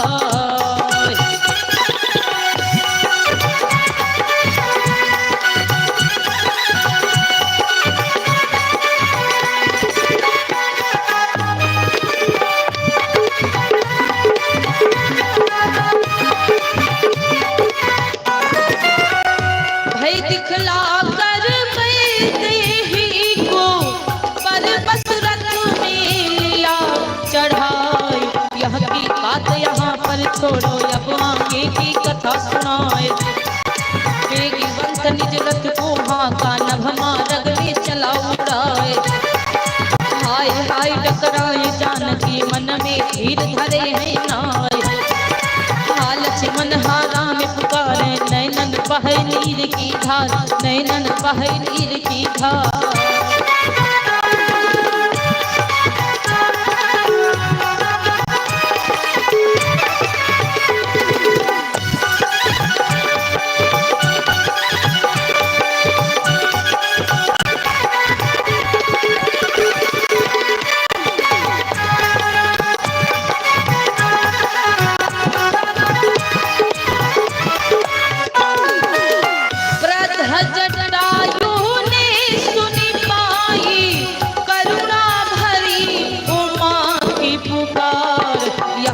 बात यहाँ पर छोड़ अब आगे की बात सुनाए।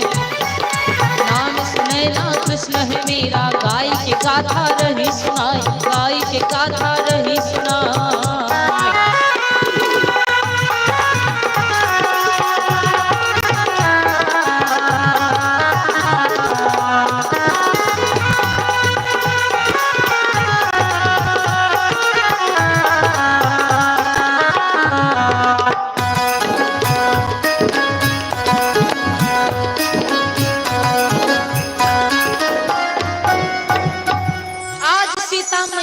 पास में रावण गया और रावण जब बाबा का भेष बनाकर कया गया, भिक्षाम देहि, मुझे भिक्षा दीजिए माँ, मुझे भिक्षा दीजिए। माँ ने विचार किया कोई साधु आया है, कंदमूल के फलों में, कंदमूल के फलों को डलिया में लेके आए।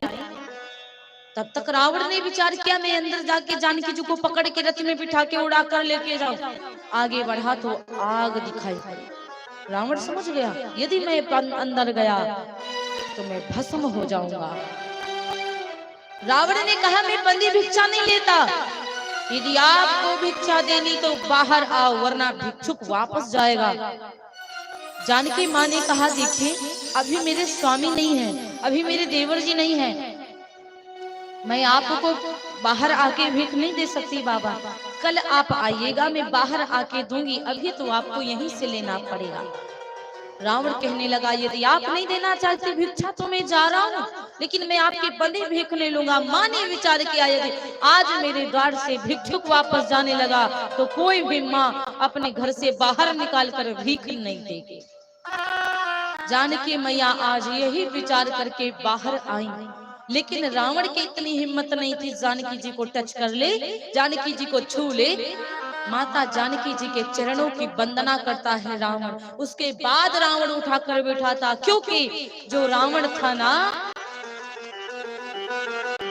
जो उस समय हमारी जानकी माँ थी ना, वो हमारी जानकी माँ असली नहीं थी, वो हमारी जानकी माँ नकली थी।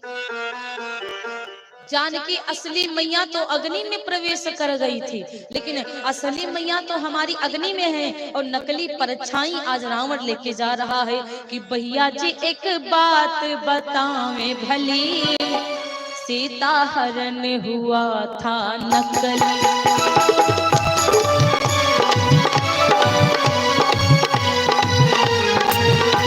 बाबा जी एक बात बतावे भली, सीता हरण हुआ था नकली। बात बताए भली, सीता हरण हुआ था नकली। भैया की बात बताए भली, सीता हरण हुआ था नकली। हुआ में एक जने थे असली और 3 जने थे नकली। हुआ में एक जने थे असली, हुआ में 3 जने जने थे असली, हुआ में 3 जने थे नकली। भई घटना पंचवटी, सीता हरण हुआ था नकली। घटना पंचवटी, सीता हरण हुआ था नकली।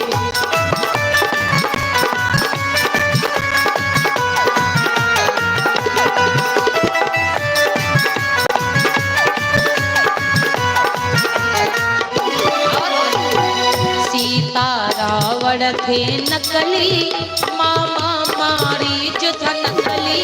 सीता रावण थे नकली, मामा मारीच भी नकली। सीता रावण, सीता माँ भी नकली, और रावण बाबा बनकर आया, बाबा भी नकली, और सोने का मृग भी नकली। हुआ में सीता रावण थे नकली, मामा मारीच थे नकली। सीता रावण थे नकली, मामा मारीच भी नकली। असली कौन था? प्रभु रामचंद्र असली, सीता हरने हुआ नकली। प्रभु रामचंद्र असली, सीता हरण हुआ नकली।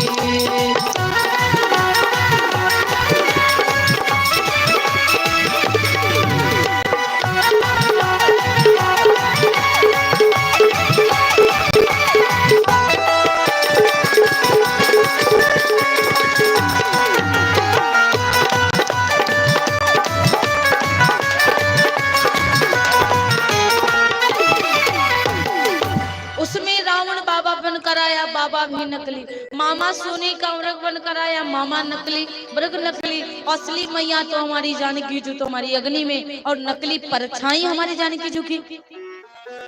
रावण माँ के चरणों की वंदना करता है, तब जाकर रावण बिठाता, क्योंकि असली जानकी को किसी की औकात भी नहीं है छूने की। असली सीता माता को किसी के हिम्मत नहीं है कि हमारी जानकी जी को टच कर ले। और रावण को श्राप था, रावण किसी भी स्त्री की इच्छा के अनुसार, इच्छा नहीं है फिर भी छुआ तो रावण भस्म हो जाता। आज हमारी जानकी जी को जब लेकर के रावण जा रहा था, तो हमारी जानकी जी बड़ी व्याकुल है कि हाँ राम लक्ष्मण तुम्हारे नहीं दोषा, हाँ लक्ष्मण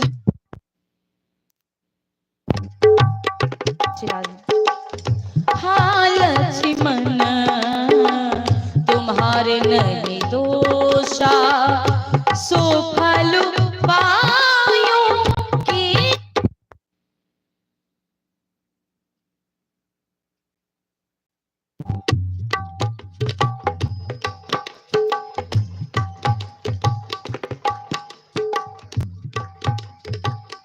श्री राधा राधा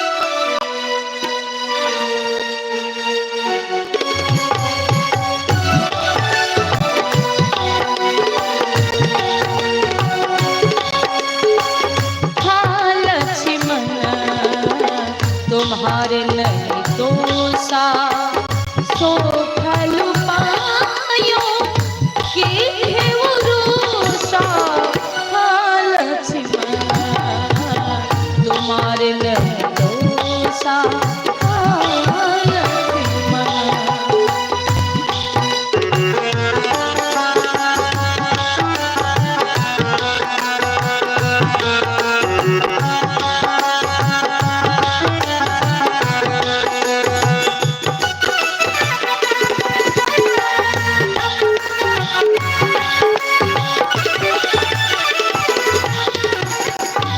सीता कहे विलाप सुनी भारी, भई चराचर जीव दुखारी।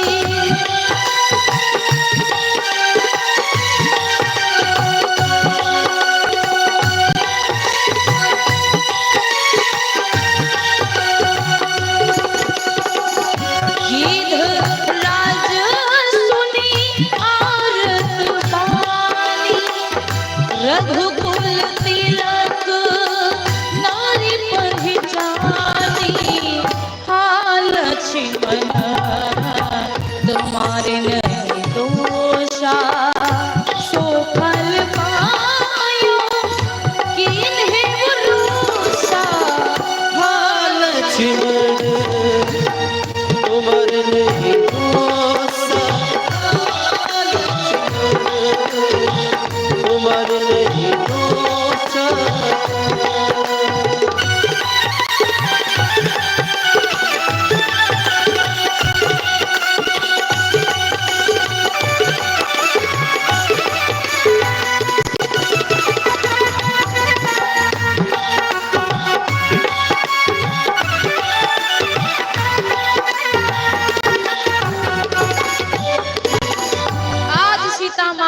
लक्ष्मण आपका दोष नहीं है, मैंने जो किया मैं पाई हूँ। जानकी जो बहुत डकराती, बहुत चिल्लाती कि मुझे बचाओ स्वामी, लक्ष्मण भैया मुझे बचाओ। आज मेरे भैया इधर क्या हुआ कि गीधराज सुनियारतवानी रघुकुल तिलक नारी पहचाना। आज जटायु ने जब जानकी जो की आवाज सुनी वो तुरंत पहचान गए। आज जटायु जी तुरंत समझ गए कि ये तो वही जानकी है, रघुकुल की पुत्र वधू है।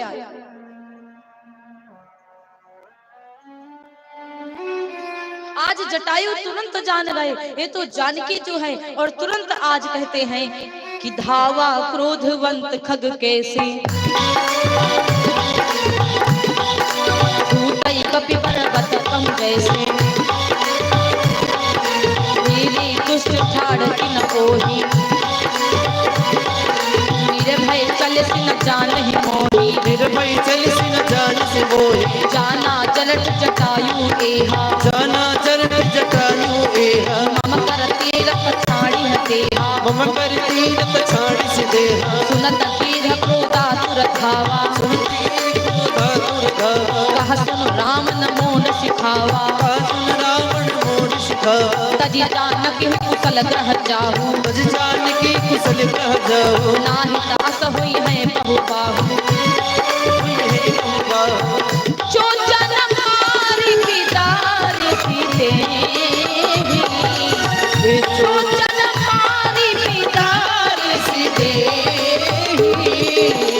दंड एक भई मूर्छा थे,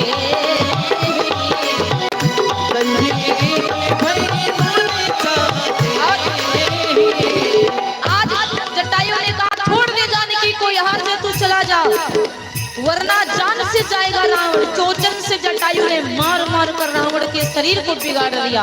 रावण मूर्छित हो गया, जानकी को शिला पर बिठाया, आज तुझको नहीं छोड़ूंगा दशानन।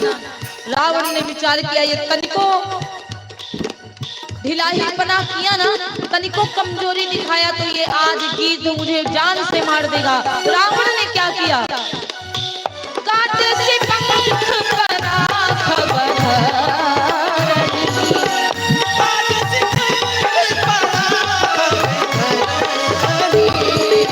सुमिरी राम करि अद्भुत करनी, सुमिरी राम करि अद्भुत करनी, सीतहि जान चढ़ाई बहोरी,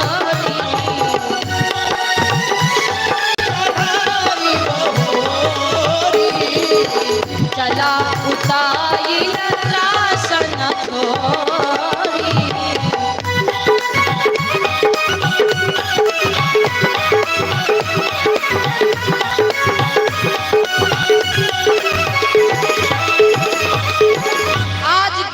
ने कहा तुझको छोड़ूंगा नहीं, गीधराज ने तो उसके शरीर को बिगाड़ दिया, चोचन मार बिदारस दे ही मार करके चोचन ते रावण को बेहोश कर दिया। जानकी जी को उठाकर एक शिला पर बिठाया। रावण ने विचार किया तनिको अगर मैंने लापरवाही किया तो ये गिद्ध तो मुझे जान से मार देगा। आज अपने चंद्रहास तलवार से काटे से पंख परा खग धरनी, आज जटायु महाराज के पंखों को काट दिया। जटायु महाराज धरती पर गिरे हुए हैं।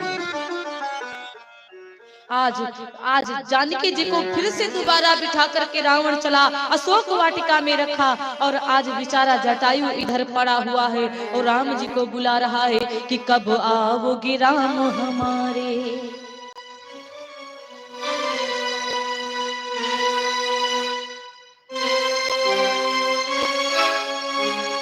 कि कब आओगे राम हमारे, कब आओगे राम हमारे, कब आओगे राम हमारे, कब आओगे राम हमारे।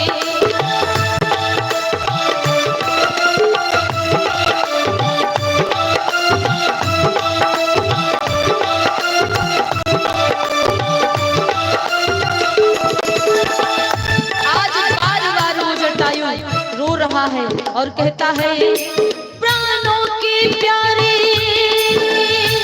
नैनों की तारे, कब आओगे राम हमारे, कब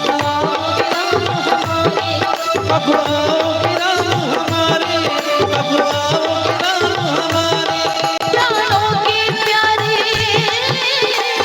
नयनों के प्यारे, कब आओगे राम हमारे, कब आओगे राम हमारे, कब आओगे राम हमारे, कब आओगे राम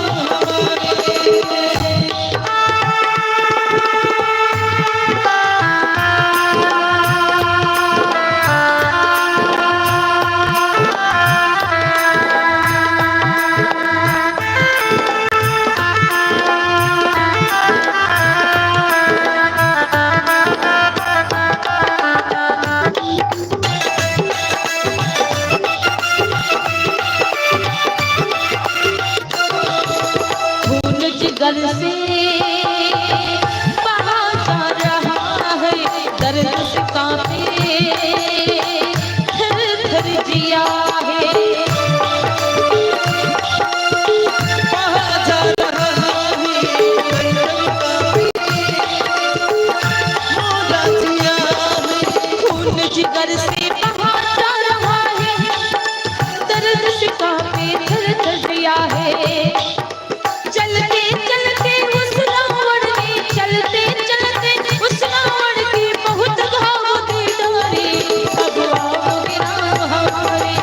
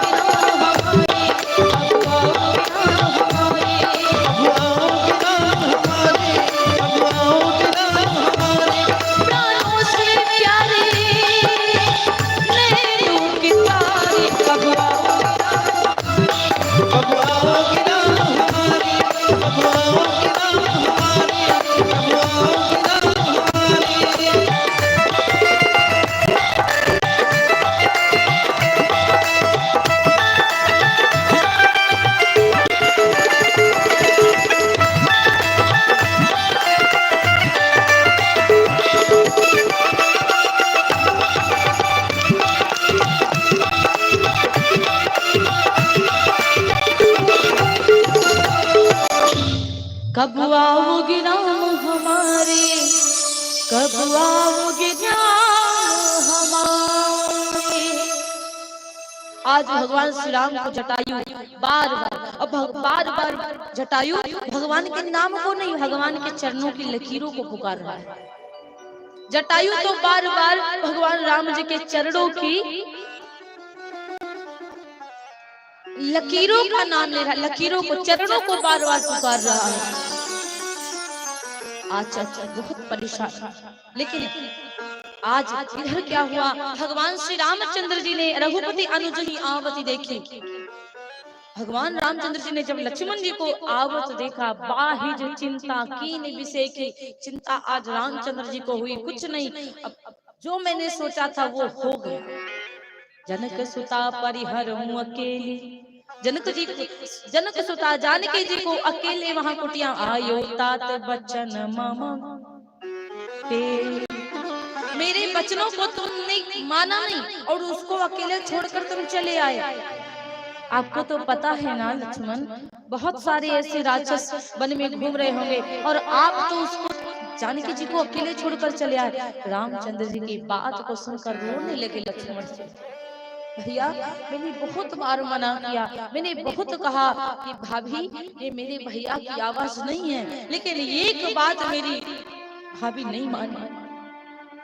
आज राम जी ने कहा, ये लक्ष्मण आपने क्या किया, मैंने आपसे कहा था ना, लेकिन आप ध्यान नहीं दिए मेरी बात को कि कैसी की लखन लड़ी कैया हो भैया सी कुटिया में सीता तो नैया। मुझे पता है कि कुटिया में जानकी जी आज नहीं मिलेगी, और आज हमारे राघव जी बार बार कि हे खगमृग हे मधुकर श्रेणी, हे खगमृग हे मधुकर श्रेणी, हे खगमृग हे मधुकर श्रेणी, हे खगमृग हे मधुकर श्रेणी, हे मधुकर श्रेणी। तुम देखी से ताम्रग नैनी, तुम देखी सी ताम्रग नैनी।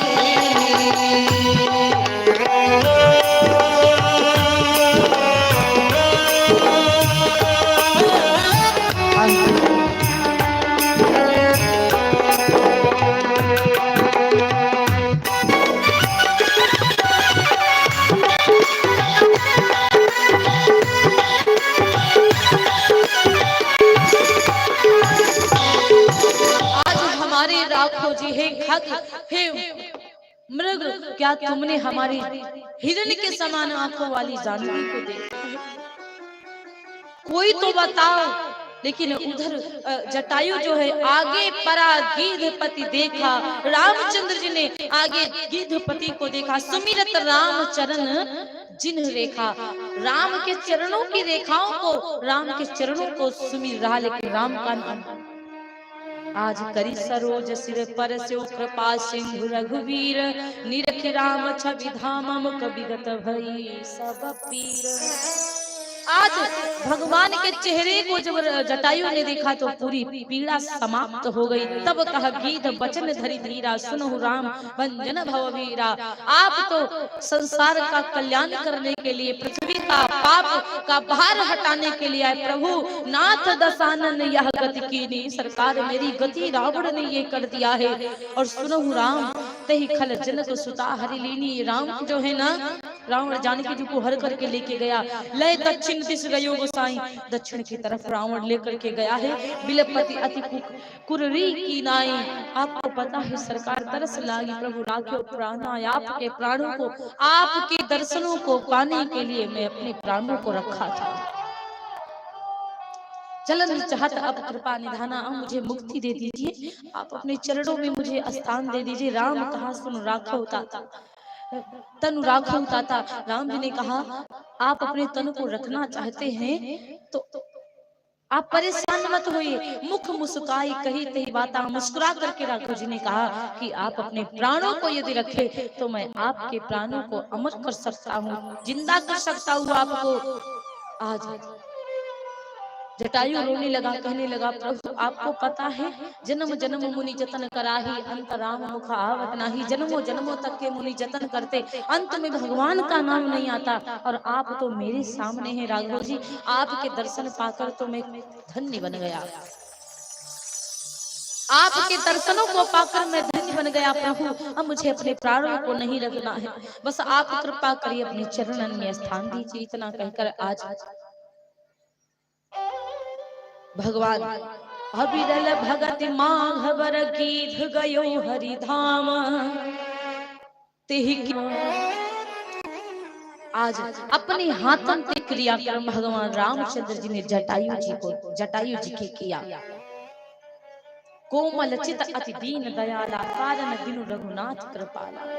गीध अधम खग आमिष, आमिष भोगी गति दीन ही जो जात का लिखा हुआ है बाबा। गीध अधम खग आमिष भोगी, जो महा गीध था ना, आज भगवान ने उसको भी परम गति दे दिया। इतने कृपालु है हमारे राघव जी सरकार। और भगवान आगे को बढ़े, और जब हमारी राघव जी आगे को बढ़े ना, तो वो सवरी आज बड़ा राघव जी के इंतजार में जुटी है। राघव जी के लिए रोज फूलों को भगवान की राह देखती है कि भगवान जल्दी से आवे, भगवान के दर्शन पावे। फूलों को बिछाती है वो सवरी। आज जब वो सवरी बूढ़ी हो गई है ना, जर्जर हो गई है, जब उस सवरी का शरीर कंपन करता है, तो कावा बैठा काव काव करता है। वो सवरी कागा से कहती है, किस कागा सब तन खाइयो, मेरा चुनी चुनी खाइयो मांस। ये दो नैना मत खाइयो, या मेरा दरस दिया, या मेरा दरस की प्यास। कौवा से कहती, कौवा मेरे सारे तन को खा लेना, लेकिन मेरी आंखें मत खाना, क्योंकि ये आंखें पड़ी रहेंगी ना, तो मेरे राघव जी जब आएंगे तो मैं उनको देख लूंगी इन आंखों से। कि बोल बोल कागा मेरे राम कब आएंगे, बोल बोल कागा मेरे राम कब आएंगे। बोल बोल कागा मेरे राम कब आएंगे, बोल बोल कागा मेरे राम कब आएंगे। बोल बोल कागा मेरे राम कब आएंगे, बोल बोल कागा मेरे राम कब आएंगे। बोल बोल कागा मेरे राम कब आएंगे, बोल बोल कागा मेरे राम कब आएंगे। बोल बोल कागा मेरे राम कब आएंगे।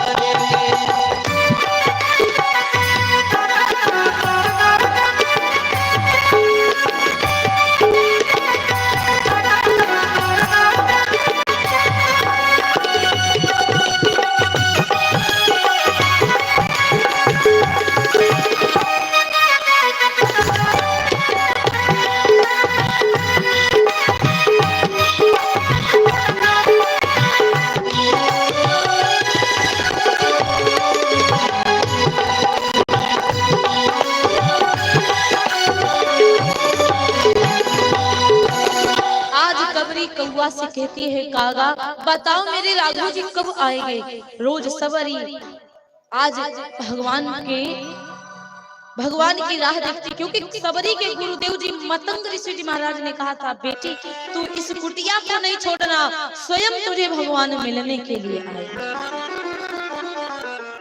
मातंग ऋषि केवल सबरी को अपनी शिष्या बनाए थे, बाकी मातंग सबरी का इतना कुरूप रंग रूप था कि उसको कोई पसंद नहीं करता था, केवल मातंग ऋषि जी ने उसको शिष्या बनाया था। आज राघव जी वो समय आया, हमारे राघव जी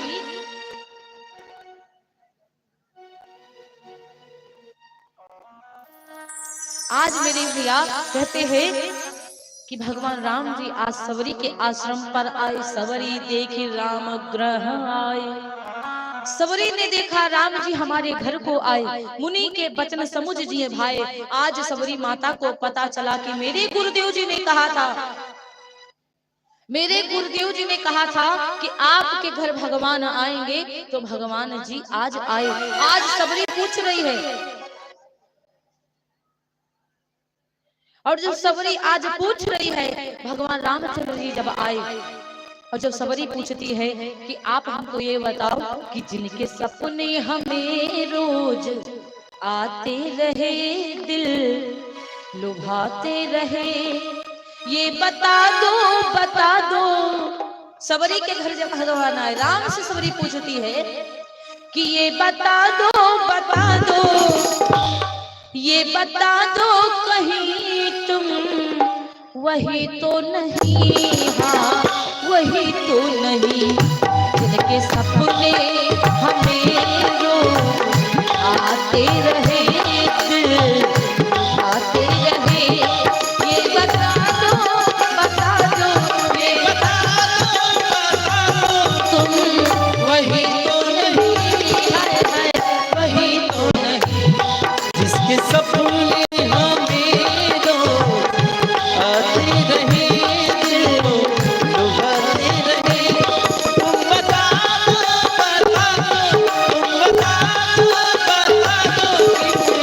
वही तो नहीं, जिसके सपने हमें रोज आते रहे। राघव जी आपको पता है आशा या शाम सारी उमरिया गई, बीती सारी की सारी उमरिया गई।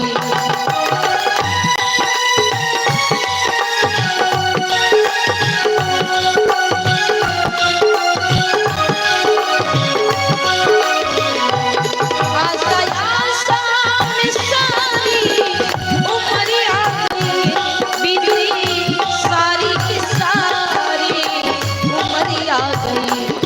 जिनकी चाहत में है जिनकी चाहत में हम तो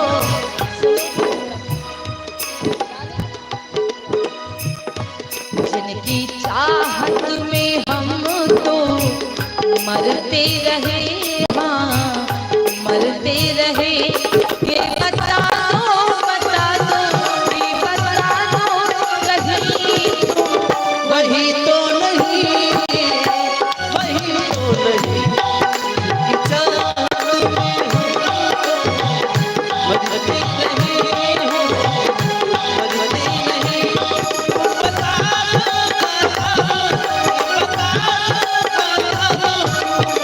वही तो नहीं, वही तो नहीं।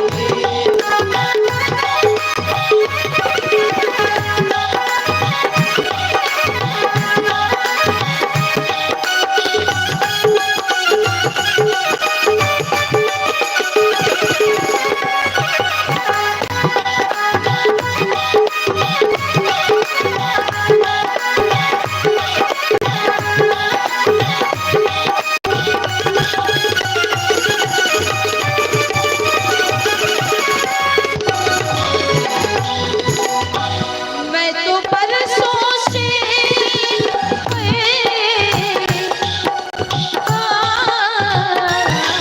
मेरा, मैं तो परसों से रसता निहारा करी, रोज रस्ते पे झारा बुहारा करी।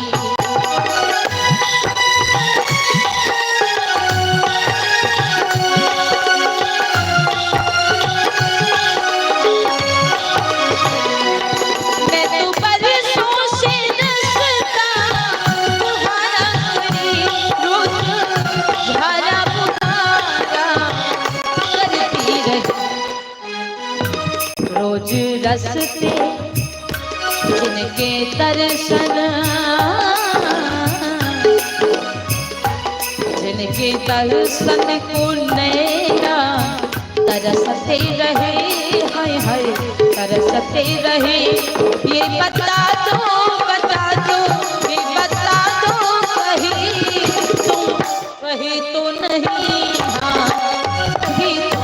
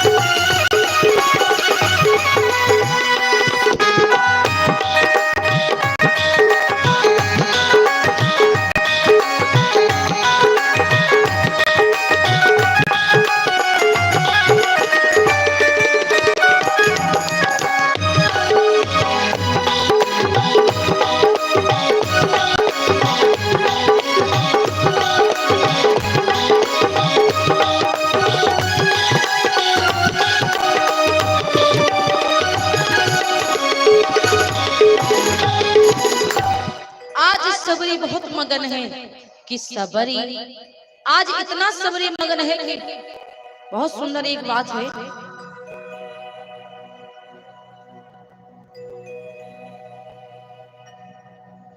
बोली सावरी सरकार की, उमापति महादेव की जय हो।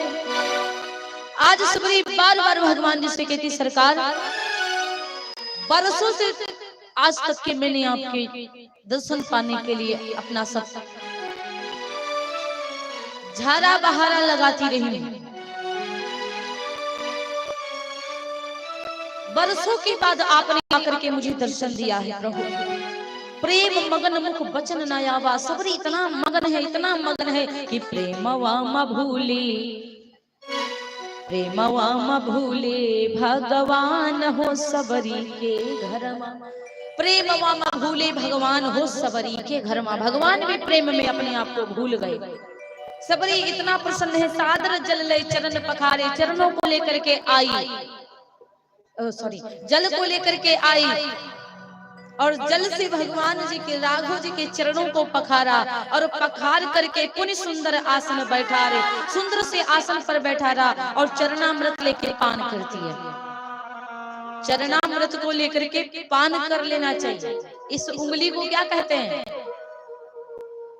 बताइए? इस उंगली का क्या नाम है? तर्जनी। तर्जनी, हाँ, इस उंगली का नाम है तर्जनी। इस प्रकार से ये जो अंगूठा ऐसे इस प्रकार करना चाहिए यदि हमें चरणामृत पान करना हो। और चरणामृत हमें कैसे पान करना चाहिए? ऐसे करके इस प्रकार लेना चाहिए। और यहाँ पे इसको ब्रह्म कहते हैं। और यहाँ पे लेकर के चरणामृत आराम से पान करिए और पान करके चुपचाप अपने शरीर में हाथ को रगड़ लेना चाहिए। आवाज नहीं आनी चाहिए। बहुत लोग पीते तो सुर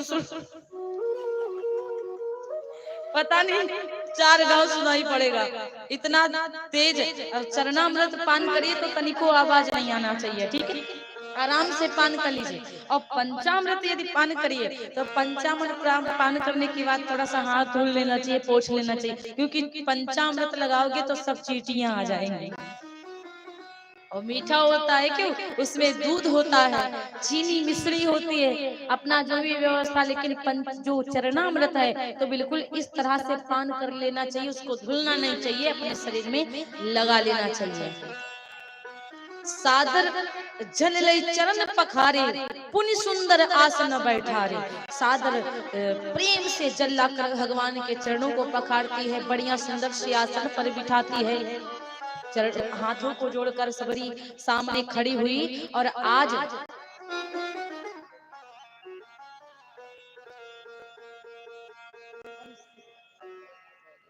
बोली सावरी सरकार की जय हो। तो मेरे भैया आज भगवान क्या करते हैं? सबरी के यहाँ बड़े प्रेम में सबरी के जूठे हाथन के बेर खा रहे और बार बार सबरी बेरों को देती तो बार बार राम जी बेरों को खा रहे, और सबरी से कहते बार बार मुझे बेर दो सबरी ना। सबरी बार बार बेर देती है, जो मीठा था वो देती है और जो खट्टा था वो फेंक देती है, और जूठी हाथन के बेर सबरी सबरी के भगवान राम जी खा रहे हैं। लक्ष्मण जी को भी दिया, लक्ष्मण जी को राम जी ने दिया और कहा सबरी के मीठे बेर तो लक्ष्मण खाओ, बार बार मांगोगे। अच्छा वो ले लिए, अरे भैया खा लिए लेकिन हम नहीं खा सकते, जाति पाति का भेदभाव करके लखन जी ने वो बेर फेंक दिया, जाकर द्रोणागिरी पर्वत पर गिरा। जाकर के द्रोणागिरी पर्वत पर गिरा तो आज सबरी ने बहुत आरत वाणी में हाथों को जोड़ करके कहा, हे प्रभु अधम ते अधम, मतलब मैं नीच ते नीच, अधम ते अधम, अधम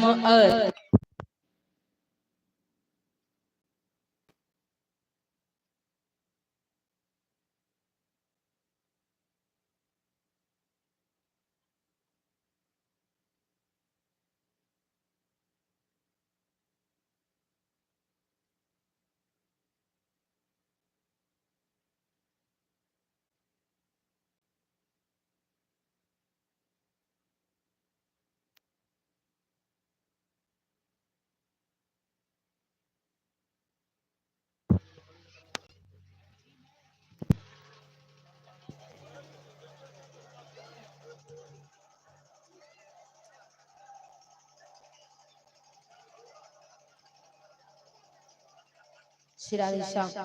आज सबरी ने कहा महाराज राघव जी से कहा कि अधम ते अधम, अधम अति नारी, अधम ते अधम, अधम यति नारी, तिन्ह मह में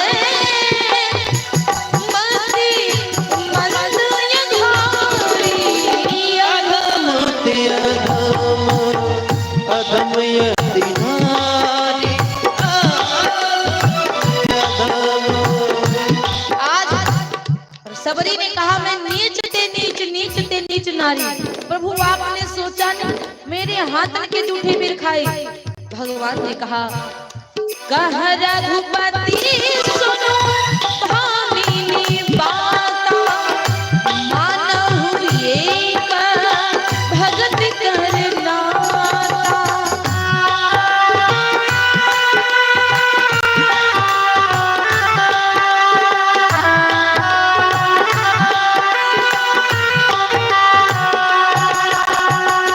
कह रघुपति सुनो भामिनी बाता, मानहु एक भगत करनाता। जाति पाति कुल धर्म बड़ाई, जाति पाति कुल धर्म बड़ाई, धन बल परिजन गुण चतुराई। जाति पाति निर्मल मन जन सो मोहि पावा, निर्मल मन जन सो मोहि पावा। मोहि कपट छल छिद्र न भावा, निर्मल मन जन सो मोहि पावा, निर्मल मन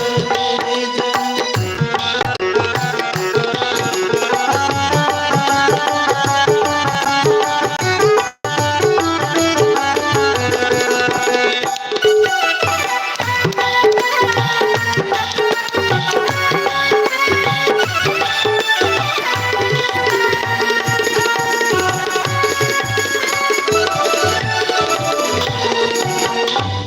निर्मल मन जन सो मोहि पावा, मोहि कपट छल छिद्र। जो व्यक्ति निर्मल मन का होता वही व्यक्ति मुझे पाता, मुझे कपट छल छिद्र बिल्कुल अच्छा नहीं लगता। सबरी जी से कहा जाति पाति कुल धर्म बड़ाई हमारी भक्ति, मुझे तो मैं तो एक भगत का नाता मानता हूँ। राम जी ने कहा आपको बताऊं सबरी, नौ भक्तियां है।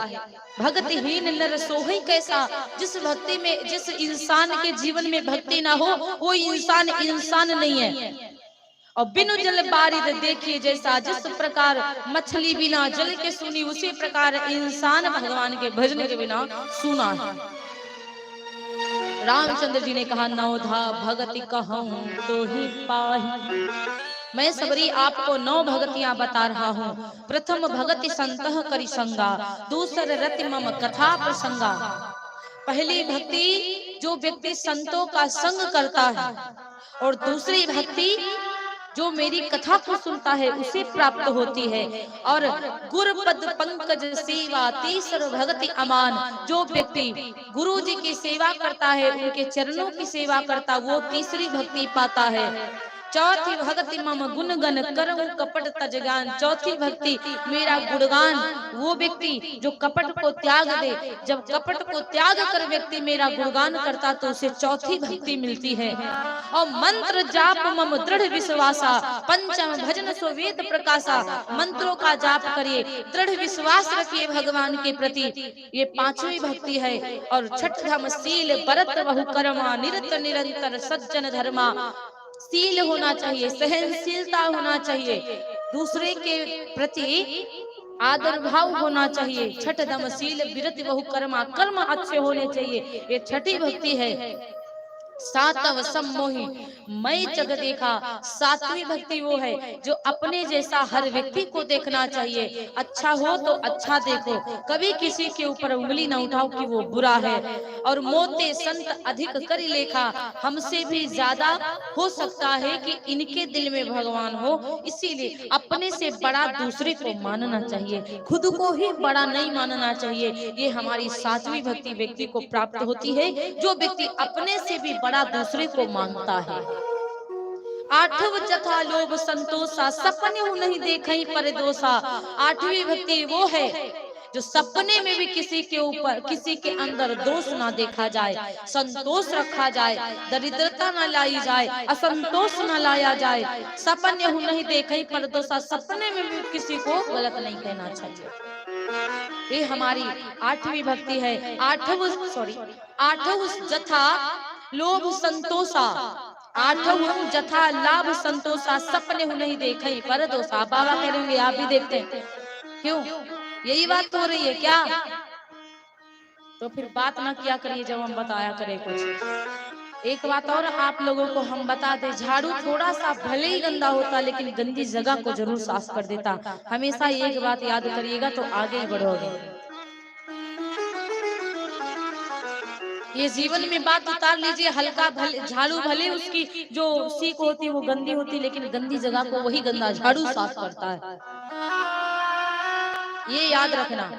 भगवान ने एक बात और कही कि धर्म यदि आपके सामने कोई अधर्म कर रहा है तो उसका जवाब भी देना चाहिए, उसको जवाब देना चाहिए। लेकिन ये नहीं कि हाँ कोई गलती नहीं कर रहा, हम अपने मन ही में किसी के प्रति विचार ला रहे हैं। जैसे कि आप उससे बात नहीं कर रहे हैं लेकिन हम अपने मन में सोच रहे हैं कि आप गंदे हैं, आप अच्छे नहीं। जब आपने मुझे कुछ कहा नहीं तो मुझे आपको कुछ नहीं कहना चाहिए। ये रामायण बताती है, ये रामचंद्र जी बताते हैं।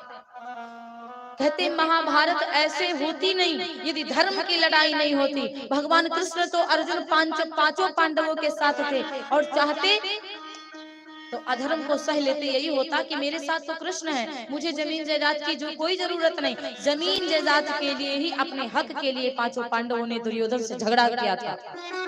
ये धर्म का युद्ध हुआ था।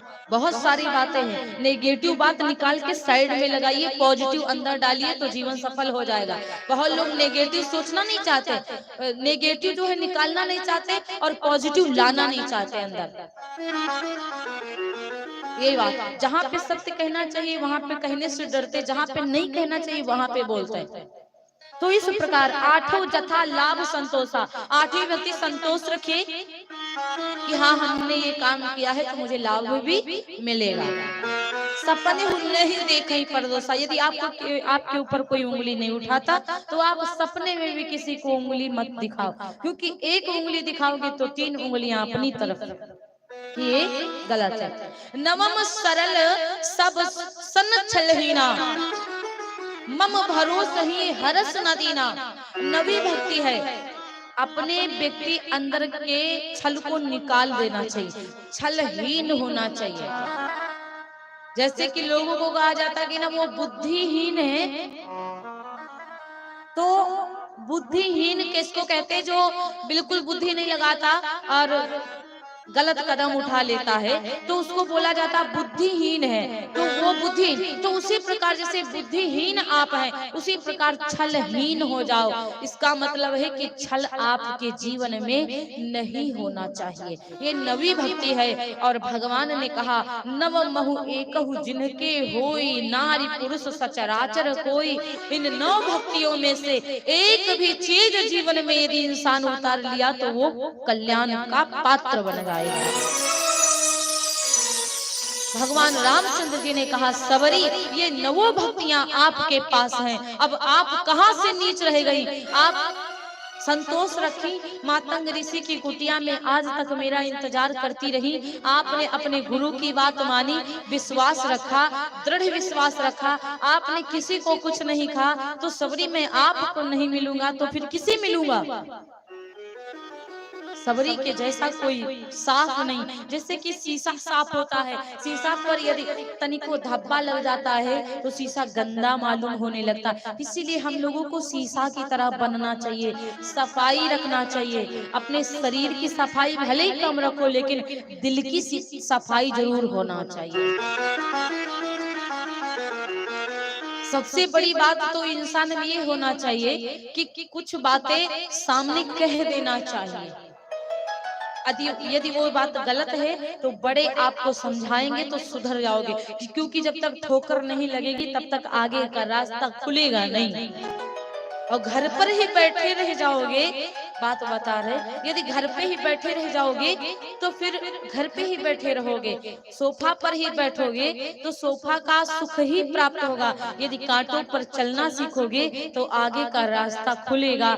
जिस प्रकार हमारे राघव जी आगे अपना सर्वोच्च जीवन, अपना उत्तम जीवन बनाने के लिए भगवान कांटों पे भी चल रहे हैं, क्योंकि राजा तो बहुत हुए और राजा अपना राजपाट करने के बाद जंगल को गए, लेकिन हमारे राम के जैसा राजा कोई नहीं हुआ। सब पर राम तपस्वी राजा। हमारे राम जी सबसे उत्तम राजा हैं। पहले हमारे राम जी वनवास करते फिर राजा होते, और बहुत राजा पहले राज करते फिर वनवास हो जाते। तो हमारे राम जैसा कोई राजा नहीं हुआ। इसीलिए हमारे राम जी की चरित्रों को अपने जीवन में उतारना चाहिए। अपने राम देखिए, बहुत लोग कहते हैं, अब आप लोग अपने ऊपर दादा मत रखिएगा कि बिटिया हमको सुना रही है, ये मत सोचिएगा। बहुत लोग कहते हैं कि बड़ों की बात को मानना बिल्कुल उचित है, बिल्कुल सत्य है, बड़ों की बात मानना बहुत ही अच्छी बात है, लेकिन हम जब गलत बड़े बता रहे हो तो वो मानना नहीं चाहिए।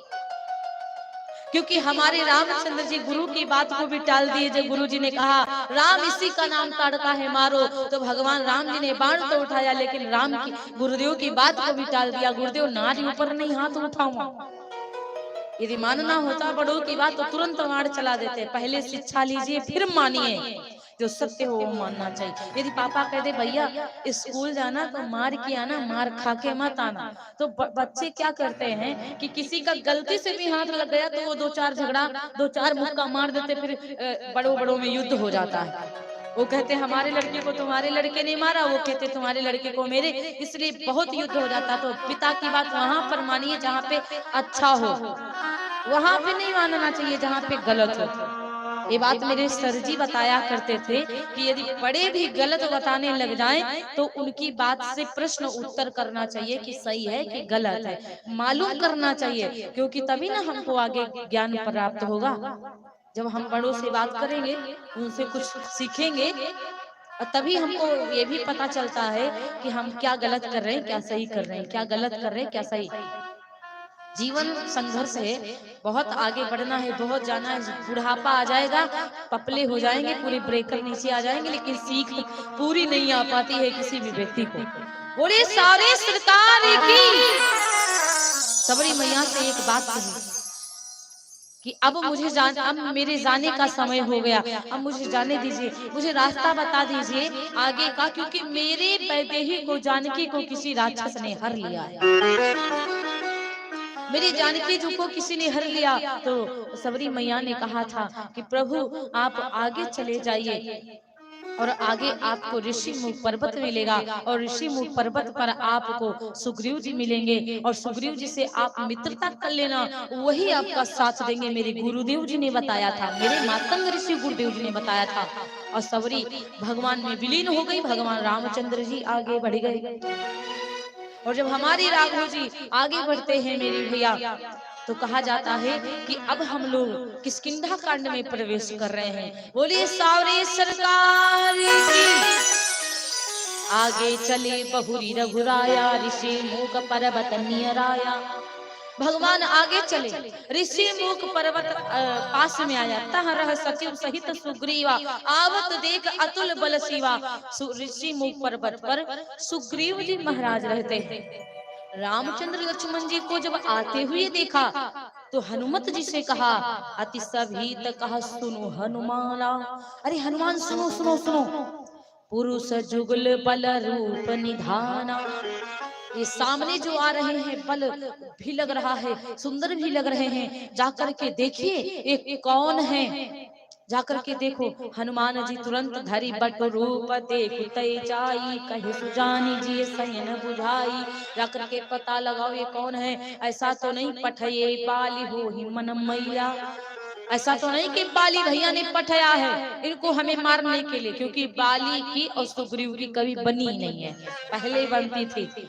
पंपापुर को छोड़कर, किष्किंधा राज्य को छोड़कर जब से चले आए ऋषिमुख पर्वत पर, तब से बाली से बनता नहीं, और बहुत डरते हैं सुग्रीव जी महाराज। अब क्या हुआ कि आज हनुमान जी महाराज आज संत का रूप बनाते हैं, विप्र का रूप बनाते हैं, और विप्र का रूप बना करके पहुंचे कहाँ, भगवान राम जी के पास पहुंचे। और भगवान राम जी से प्रश्न किया, को तुम श्यामल गौर शरीरा, छत्री रूपा फिरहु बन बीरा। कठिन भूमि को मलपतगामी, कवन हेतु बिच रहु वन स्वामी। महाराज आप कौन हैं, आप यहाँ पे कैसे, आपके चरण तो कितने कोमल हैं, क्षत्रिय रूप है आपका, पता है, फिर भी प्रणाम किया। अब वो क्षत्रिय थे और बाबा जो हनुमान जी हैं वो तो संत रूप में, फिर भी क्यों प्रणाम किया, क्योंकि हमारे प्रभु श्री राम क्षत्रिय भले लेकिन वो संत के बाने में थे, वो पीले वस्त्रों को धारण करके पहने थे। इसलिए आज हनुमान जी प्रणाम करके पूछते राघव जी से, को तुम श्यामल गोर शरीरा, सांवले सरकार गोरे, आप दोनों लोग कौन हैं। इस प्रकार भगवान ने जैसे उन्होंने का से पूछा, का से प्रश्न किया, को तुम, उसी प्रकार हमारे राघव जी ने का से ही उत्तर दिया। कोसलेस 10 रथ के जाए, हम पितु बचन मानी बन आए। मैं कौशलपुर के राजा दशरथ जी का पुत्र हूँ, मैं अपने पिता का वचन मानकर वन करने के लिए आया हूँ। महाराज आज रामचंद्र जी ने कहा, आपन चरिता कहाँ मैं गाई, कहु विप्र निज कथा बुझाई। मैंने अपना चरित्र तो आपसे गाकर कह दिया, लेकिन आप कौन हैं, आप हमको बताइए। और जैसे हनुमान जी ने राम जी का नाम सुना, इतनी जोर हनुमान नाचने लगे। महाराज आपने मुझे नहीं जाना, अरे शंकर जी के संग में जब मैं बंदर बन के नाचने गया था तो आपने मुझे पसंद किया था, अपनी माँ से कहा था, माँ मुझे वही बंदर चाहिए, मैं वही हनुमान हूँ। आज हनुमान जी क्या करते कि प्रभु पहचानी परयुगहि चरना, सो सुख जाहि नहीं बरना, सो सुख जाहि नहीं बरना। प्रभु पहचानी परयुगहि चरना,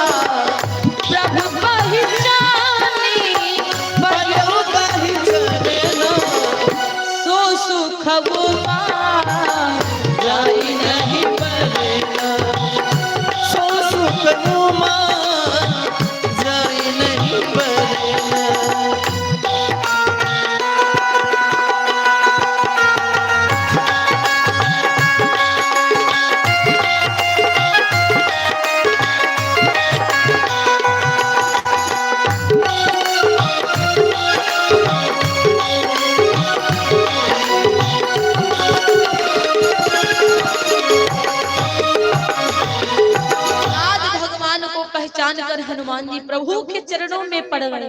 भगवान से कहते प्रभु मुझे क्षमा कर दो, मैं आपको भूल गया, मैं पहचान नहीं पाया। आज राघव जी ने उठाकर हनुमान जी को गले से लगाया। अरे बिल्कुल ऐसी बात ना कहिए। हनुमान जी को पूरी कथा सुनाई कि मेरी वैदेही को किसी ने हरा है, मैं ढूंढने के लिए आया हूँ। आज हनुमान जी ने कहा प्रभु मेरे साथ चलिए, थोड़ी दूर एक जो पर्वत थोड़ी दूर चलिए, वहां पर सुग्रीव जी रहते हैं, आपको उनसे मिलाता हूँ, सब सहायता होगी प्रभु। भगवान ने कहा हनुमान बहुत पीड़ा होती है मेरे चरणों में, चलते चलते बहुत थक सा गया हूँ और आगे नहीं चल सकता, उनसे कह दो यहीं पर आ जाए, बहुत पीड़ा हो रही है। हनुमान जी ने कहा प्रभु वो यहाँ पर नहीं आ सकता, मानता हूँ कि आपके चरणों में पीड़ा हो रही, लेकिन वो आपसे भी ज्यादा बीमार है, वो यहाँ तक के आया, बहुत डरता है, उसके भाई बाली है ना, बहुत डरता है, कभी कभी डॉक्टर को भी पेशेंट के पास जाना पड़ता है। तो प्रभु आप चलिए, आप डरिए नहीं, आप हमारे कंधन पर बैठे, यदि आपके चरण में पीड़ा है तो। राघव जी ने कहा ठीक है, पकड़ के रखना मुझे हनुमान। हनुमान जी ने कहा प्रभु हो सकता है मैं उड़ते उड़ते थोड़ा ध्यान ना दूं, आप छूट जाए, आफत हो जाएगी, आप खुद ही मुझे पकड़ लो, क्योंकि आप पकड़ोगे तो कभी किसी को छोड़ते ही नहीं हो। राघव जी ने कहा राघव जी ने कहा ठीक है हनुमान। आज राघव जी ने राम जी एक तरफ बैठे, लक्ष्मण जी एक तरफ पकड़ करके बैठे। हनुमान जी बड़े प्रसन्न, अब तो राघव ने पकड़ लिया, कभी छोड़ने वाले है नहीं। चल करके भगवान गए, सुग्रीव से मित्रता करवा दिया, सुग्रीव को अपनी पूरी बात बता दिया कि मैं अपनी जानकी जी को ढूंढ रहा हूँ। लेकिन सुग्रीव कारण कवन बसहु बन, आप क्यों यहाँ बसते हैं, क्या कारण है? मोहि कहु सुग्रीव, मुझे भी बताओ आप यहाँ क्यों है? आपका घर तो पंपापुर में है ना, किसकिंधा में आप रहते, क्यों यहाँ पर? सुग्रीव ने सब बताया। एक दानव आया था मेरे पंपापुर में, रतिया के 12 बजे आवाज लगा दिया और कहा बाली को ललकार दिया। आपको बाली की बात बताऊं सरकार, बाली को एक बार ललकारता है जो बाली उसे जिंदा नहीं छोड़ता, और बाली रात में ही उस राक्षस के पीछे भगा, रात में ही बाली भगा। वो भाई था, प्रेम था, मैं भी बाली के पीछे पीछे, भैया के पीछे पीछे, और वो राक्षस जाकर एक गुफा में छुप गया, बाली भी गुफा में गए। उससे पहले मुझसे कहा था कि मैं ज्यादा दिन नहीं आऊं, तो तुम बंद कर देना गुफा को और यहीं पर मेरा इंतजार करो, मैं अंदर जा रहा हूँ। झगड़ते झगड़ते बाली से महीनों बीत गए, रक्त की धार गुफा से बाहर आई। सुग्रीव को लगा कि बाली भैया को राक्षस ने मार दिया। सुग्रीव आज गलतफहमी में आकर के गुफा में एक बहुत बड़ी शिला लगा दिया, बंद कर दिया, वापस चले आए। अब बाली को भी समझ नहीं आया, उसको लगा कि सुग्रीव ने दगा किया है, उसको लगा सुग्रीव ने दगाबाजी करी। सुग्रीव जी का यह राज तिलक हो रहा था, लेकिन ऐसा कुछ था नहीं। वो मारा था राक्षस को और वो बाली मारा नहीं था, और सुग्रीव को मार मार करके भगा दिया। सुग्रीव के प्राण लेने जा रहे थे, इसलिए हनुमान जामवंत जी महाराज नल नील सबके सब साथ में चले आए और ऋषिमुख पर्वत पर रहते हैं, क्योंकि वहां पर वो बाली नहीं आ सकता, उसको श्राप है, यदि ऋषिमुख पर्वत पर बाली आएगा तो उसके प्राण अपने आप चले जाएंगे, उसका शरीर मस्तिष्क भी फट जाएगा। इसीलिए राघव जी मैं अपने प्राणों के बचाने के लिए इस ऋषिमुख पर्वत पर रहता हूँ। राघव जी ने कहा बिल्कुल परेशान ना हुए, आपका संग साथ दूंगा, मैं वादा करता हूँ कि सुनो सुग्रीव मैं मारी हो, बाली है एक ही बाना, एक ही बाण से मैं सुग्रीव बाली को मारूंगा, आपसे मित्र का मित्र से वादा है। सारा दुख सुग्रीव ने सुनाया। बाली से कहा तुम, सुग्रीव से कहा भगवान युद्ध करने जाओ। सुग्रीव ने कहा मैं युद्ध करने नहीं जाऊंगा, आपको पता है प्रभु यदि युद्ध करने गया तो वो मुझे ही मार डालेगा, हम जीत नहीं पाएंगे उससे। तो इसलिए मैं नहीं जाऊंगा। भगवान ने कहा तुम जाओ, मैं मारूंगा बाली को। और सुग्रीव गया, ललकारा, बाली आया झगड़ने के लिए और बहुत जोर से गुस्सा किया। बाली एक मुक्का सुग्रीव की पीठ पर मारा। सुग्रीव पीठ दिखा करके राघोजू के पास पहुंचा। बड़े धोखेबाज हो भगवान आप बोले थी एक ही बाण मारेंगे, आप तो मारे नहीं। मेरा तो हाल बिगड़ती है महाराज, हमको नहीं उस पंपा पर में हम यही पर्वत पे ठीक है महाराज, हमें आगे नहीं जाना। भगवान ने बहाना बनाया, एक रूप तुम भ्राता दो। भगवान ने बहाना किया, भगवान पहचान नहीं पाए। भगवान पहचाने, लेकिन भगवान ने ये सोच लिया कि अभी तो दोनों भाई युद्ध करने के लिए तत्पर हैं। यदि बन जाए तो इनके लिए बढ़िया होगा। भाई भाई में बने तो बहुत अच्छा होता है, और भाई भाई में बिगड़े तो बड़ा गड़बड़ होता है। भाई भाई जैसे फूट संसार में नहीं है। भगवान ने कहा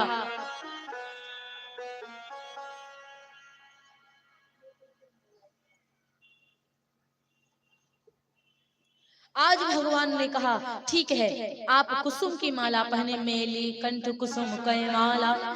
आज कंठ में माला को पहना दिया, और जब कंठ में माला को डाल लिया, अब दोनों लोग झगड़ा करने के लिए गए।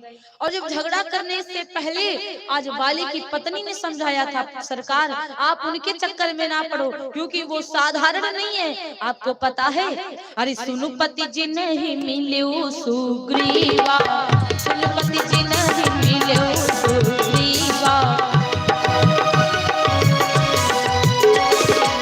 सुनुपति जी नहीं मिलो सुग्रीवा, सुनुपति जी नहीं मिलो सुग्रीवा। तै तो बंधु तेज बल शिवा, तै तो बंधु तेज बल शिवा।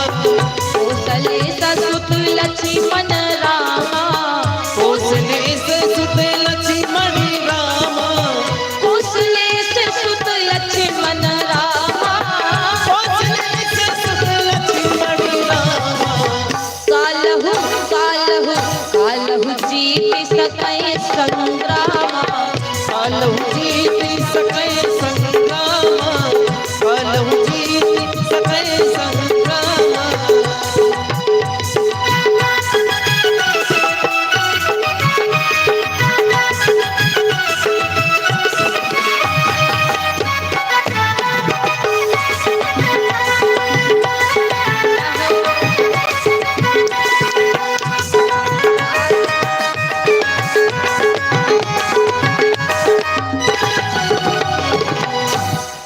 आज बाली की पत्नी ने कहा, प्रभु सुनिए, आप उससे लड़ने मत जाओ, सुग्रीव से लड़ने मत जाओ। आपको पता है कि सुनपति जी नहीं मिले सुग्रीवा, वो जिनसे मिला है ना, कौशले सुत लक्ष्मण रामा, वो दशरथ जी के बेटा है। राम लक्ष्मण काल से भी जीत सकते हैं, मत जाओ युद्ध करने के लिए। यहाँ पर बाली को पत्नी की बात मानना था, लेकिन बाली पत्नी की बात नहीं माना। जहाँ पर मानना होता लोग वहाँ मानते नहीं, जहाँ पे नहीं मानना होता लोग उसको मान लेते। भगवान राम जी को नहीं मानना चाहिए था जब जानकी जी ने जिद किया था, और वो मान लिए। आज बाली को नहीं मानना चाहिए था, बाली को मान लेना चाहिए था अपनी पत्नी की बात, तो नहीं माना। और जब नहीं माना तो मेरे भैया आज भगवान ने छुप करके बाण मारा। तो लोग कहते भगवान का डरते थे, लेकिन भगवान डरते नहीं थे, क्योंकि भगवान ये विचार करते, यदि बाली मुझे देख गया, हो सकता है मेरे चरणों में आकर मुझसे माफी मांग ले, और चरण में जो मेरे आता मैं उसको कभी मारता नहीं हूँ। जो मेरे चरण में आता मुझे छोड़ना पड़ता, यदि मैं बाली को छोड़ दूंगा तो सुग्रीव से जो वादा किया वो उसकी बात, वो बात का क्या होगा। इसीलिए भगवान ने छुप कर मारा, और जैसे बाली को भगवान ने छुप कर मारा और बाला मारा बाली राम, तब हृदय माझ सरतानी। भगवान ने बाली को मारा, और जैसे बाली को मारा और तुरंत भगवान बाली के मस्तिष्क के सामने खड़े हुए, और जैसे मस्तिष्क के सामने खड़े हुए तो बाली ने कटु वचन कहा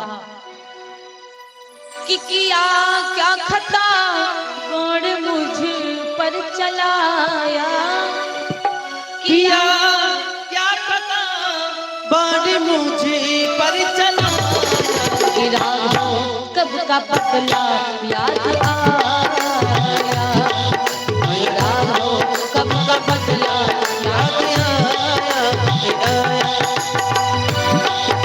हुई क्या कथा बाढ़ मुझे पर चलाया, हुई क्या कथा बाढ़ मुझे पर चलाया, मेरा जो कब का बदला याद आया, मेरा जो कब का बदला याद आया।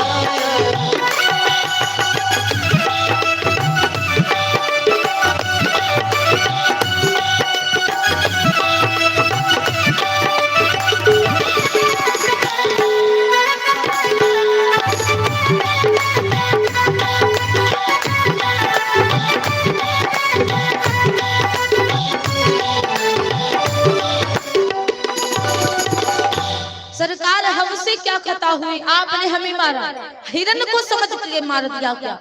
बहुत कटु वचन कहता है। हिरण को समझा था आपने जो मुझे मार दिया। आपने कौशल्या मैया का दूध पान नहीं किया, कैकेयी मैया का दूध पान किया, इसलिए आपको वनवास भेजी। उसी तरह मुझे आपने मारा है ना। लेकिन पता है हृदय प्रीति मुख वचन कठोरा, उसके हृदय में भगवान के लिए बड़ा प्रेम है। केवल मुखार बिंदु से कटु वचन बोला, बोला चितई राम की ओर, और राम से कहने लगा कि मैं बैरी सुग्रीव प्यारा, मैं आपका बैरी बन गया, आपका सुग्रीव प्रेम प्यारा बन गया।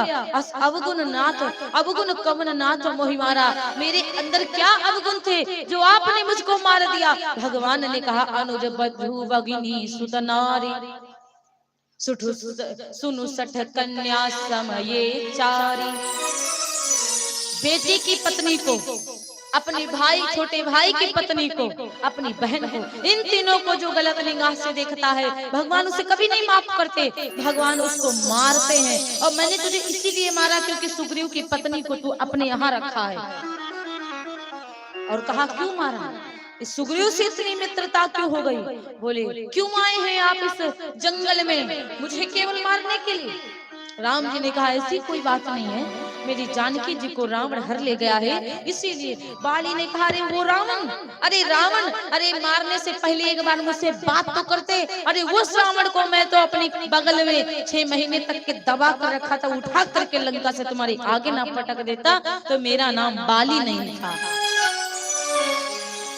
6 महीने तक के बगल में रावण को दबा के रखा था बाली ने। आज बाली कहने लगा, भगवान ने कहा ऐसी कोई बात नहीं है, आपकी इच्छा, आप सहायता करें ना करें, यदि कहिए आप तो आपके प्राणों को हम छोड़ देंगे, बचा देंगे।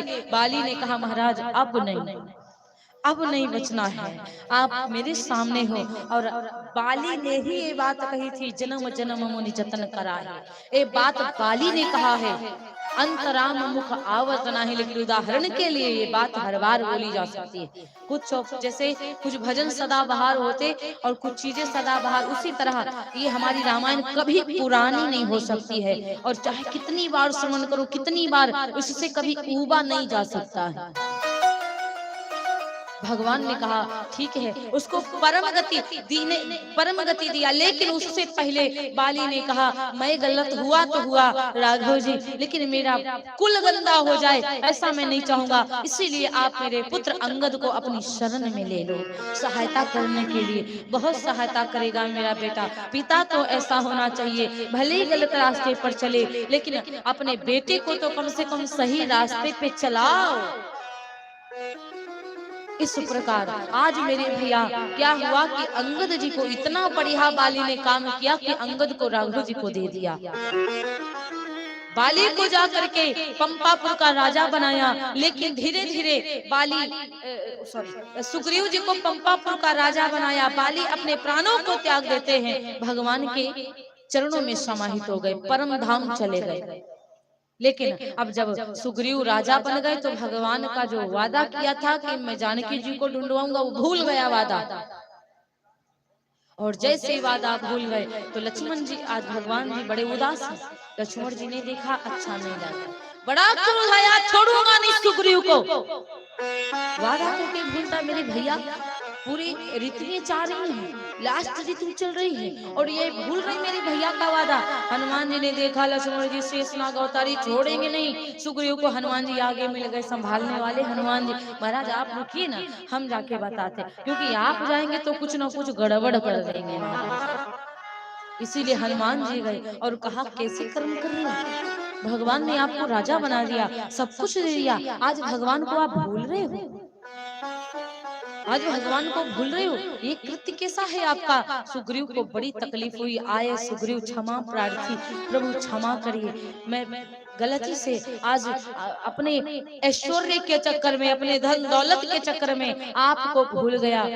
महाराज कभी भी भूलना नहीं चाहिए, क्योंकि जिंदगी एक किराए का घर है। अरे जब वो इतने बलशाली बाली भी चले गए, सब चले गए, तो हमारे आपकी बस की क्या बात है? और जिंदगी एक किराए का घर है, एक ना एक दिन निकलना पड़ेगा।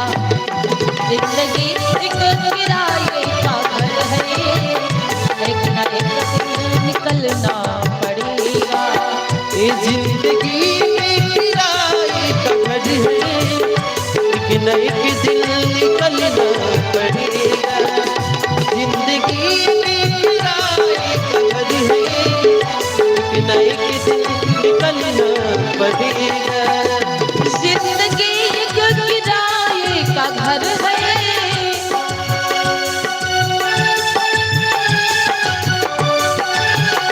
जिंदगी एक किराए का घर है। मौत जब तुझको आवाज देगी, मौत जब तुझको आवाज देगी, घर से बाहर निकलना पड़ेगा। मौत जब तुझको आवाज देगी, घर से बाहर निकलना पड़ेगा। मौत जब तुझको आवाज देगी, बाहर निकलना पड़ेगा।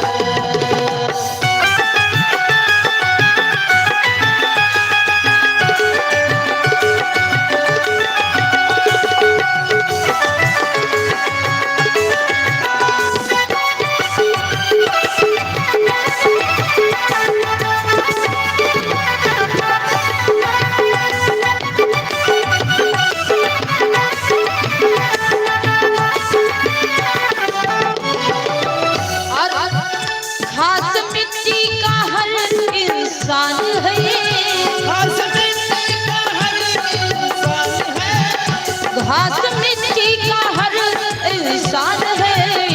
बाद मरने का होना, बाद मरने का होना यही है।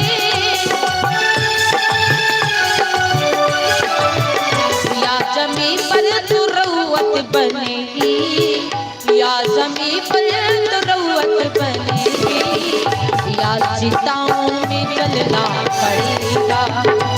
जिंदगी एक किराए का घर है, एक न एक दिन निकलना पड़ेगा।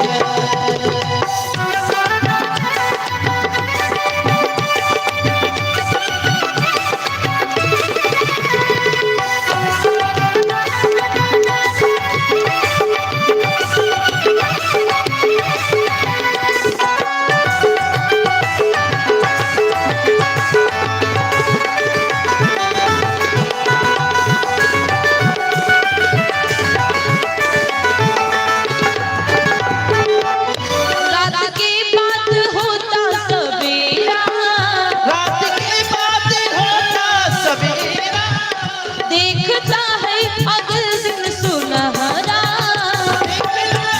अगले दिन सुनहरा।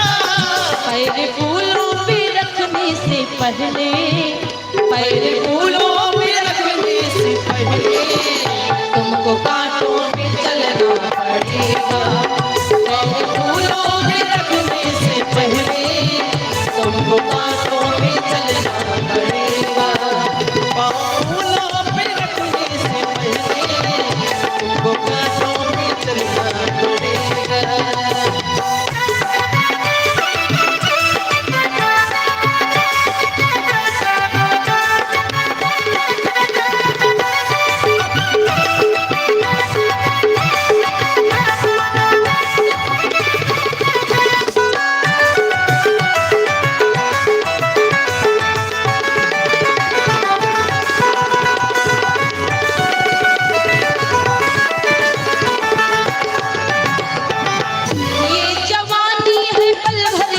अपना, ये जवानी है धुंधलू कोई महबूब अपना। और आपका महबूब कौन बनेगा? केवल ऊपर वाला। यहाँ के महबूब सब छोड़ कर जाएंगे, लेकिन ऊपर वाला ढूंढिए। ढूंढ लो तुम महबूब अपना, ये जवानी अगर ढल गई तो, ये जवानी अगर ढल गई तो उम्र भर हाथ मलना पड़ेगा। ये जवानी अगर ढल गई तो उम्र भर हाथ मलना पड़ेगा।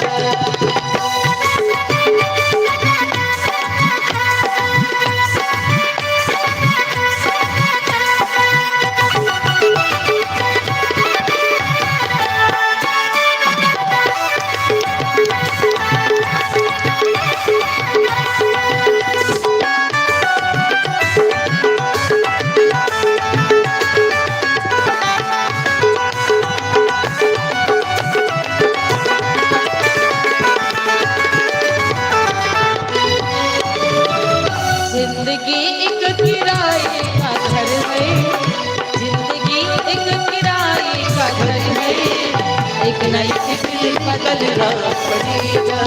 जिंदगी के किराए का घर है, एक दिन बदलना पड़ेगा।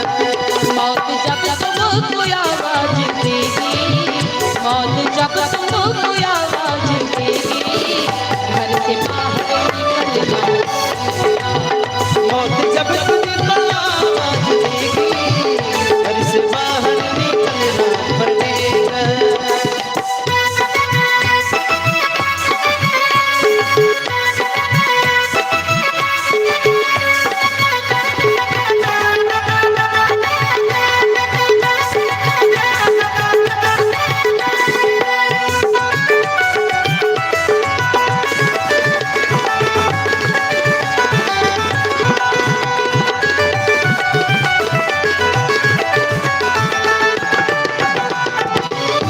बोली सावरी सरकार की, भगवती मैया की। इस प्रकार कभी न कभी निकलना पड़ेगा। सुग्रीव जी को आज पछतावा होता है और राघव जी से कहते हैं प्रभु क्षमा करिए। पूरी सेना से कहते हैं जाकर पता लगाओ सीता माता का, पता लगाना, वापस मत आना जब तक जानकी जी का पता न लग जाए। जब तक हमारी मैया का पता न लग जाए तब तक वापस नहीं आना है आपको। और जिस समय आज पूरी सेना चलती है तो हनुमान जी को राघव जी ने देखा। हमारे सरकार ने हनुमान जी को बुलाया, हनुमान जी से कहा अपनी मुद्रिका को दे करके कि जाओ ये मुद्रिका दिखा देना, क्योंकि आपका पहली मुलाकात है ना, आपकी माँ हो सकता है आपको ना पहचान पाए, इसलिए ये हमारी निशानी दिखा देना। और जाना तो फलों को भी खाना, याद रखना फलों को भी खाना, और वापस आकर के जब वापस आने लगना तो जैसे कि मेरी निशानी कुछ लेकर जा रहे हो ना, तो उसी प्रकार आप अपनी माँ से भी निशानी लेके आना। हनुमान जी के साथ में पूरी सेना चली, आगे ढूंढते ढूंढते चली। और जब आगे को बढ़ती है तो हनुमान जी ने विचार किया ये अंगूठी कहाँ रख ले, तो हनुमान जी ने अपने मुख में रख लिया अंगूठी। प्रभु मुद्रिका मेल मुख माही, जलद लांघिए अचरज नाही। भगवान ने हनुमान जी मुद्रिका को अपने मुख में रख लिया था। हनुमान जी महाराज आगे चले और सारी सेना के साथ चले तो वहां पर एक तपस्विनी मिली, फलों को खाया। और तपस्विनी ने कहा आंखों को बंद करो। जब आंखों को बंद किया तो अपने आप को समुद्र के सामने पाया, सागर के सामने पाया। वहां पर संपाति मिला, संपाति ने कहा अब तुम सबको खाऊंगा। और जब संपाति ने कहा तो अंगद जी ने कहा धन्य वो जटायु जो राघव जी के काम के लिए अपने प्राणों को त्याग दिया। और ये संपाति है तो गिद्ध ही ना, नाम बदले हैं केवल, और ये भगवान के काम में बाधा बन रहा है। इसको पता नहीं है बाधा बन रहा। संपाति ने कहा क्षमा करिए प्रभु, हमको नहीं पता था क्या हुआ मेरे भैया जटायु को। तो पूरा वृतांत अंगद जी ने संपाति को बताया। संपाति ने कहा, प्रभु क्या बताएं, भूखा बहुत था, मेरे पंख नहीं है, मेरे पंख सूर्य बाबा की गर्मी से जल गए थे, क्योंकि जटायु संपाति में प्रतियोगिता हुई थी कि कौन सबसे पहले सूर्य बाबा के सामने पश्चिम में पास में पहुंचेगा।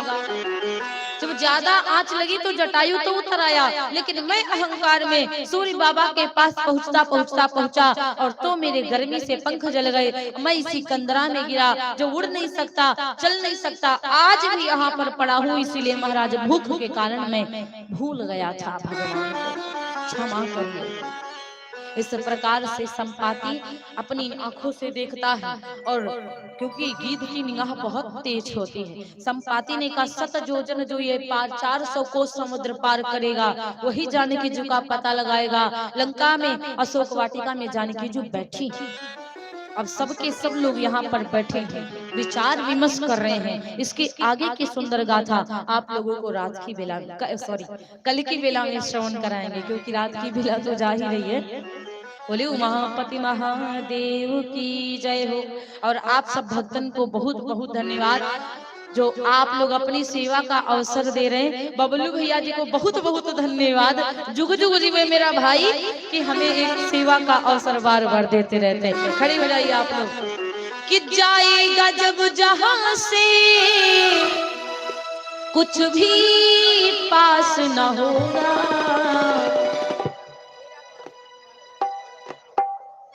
कि जाएगा जब यहाँ से कुछ भी पास न होगा। अरे 2 गज कफन का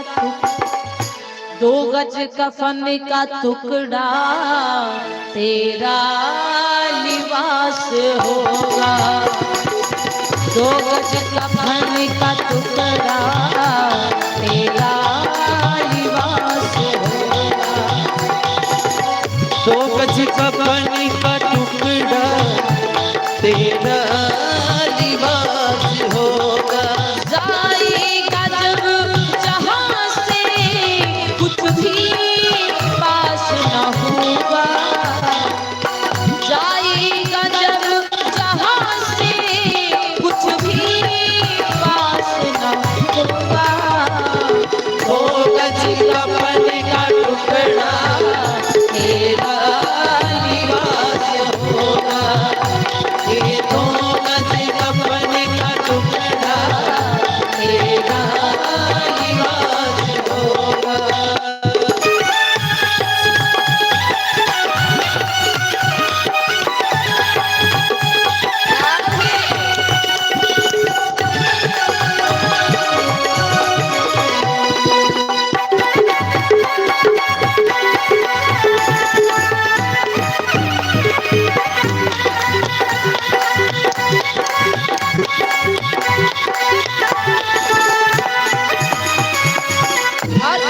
कंचन सी तेरी काया जल कर के राख होगी।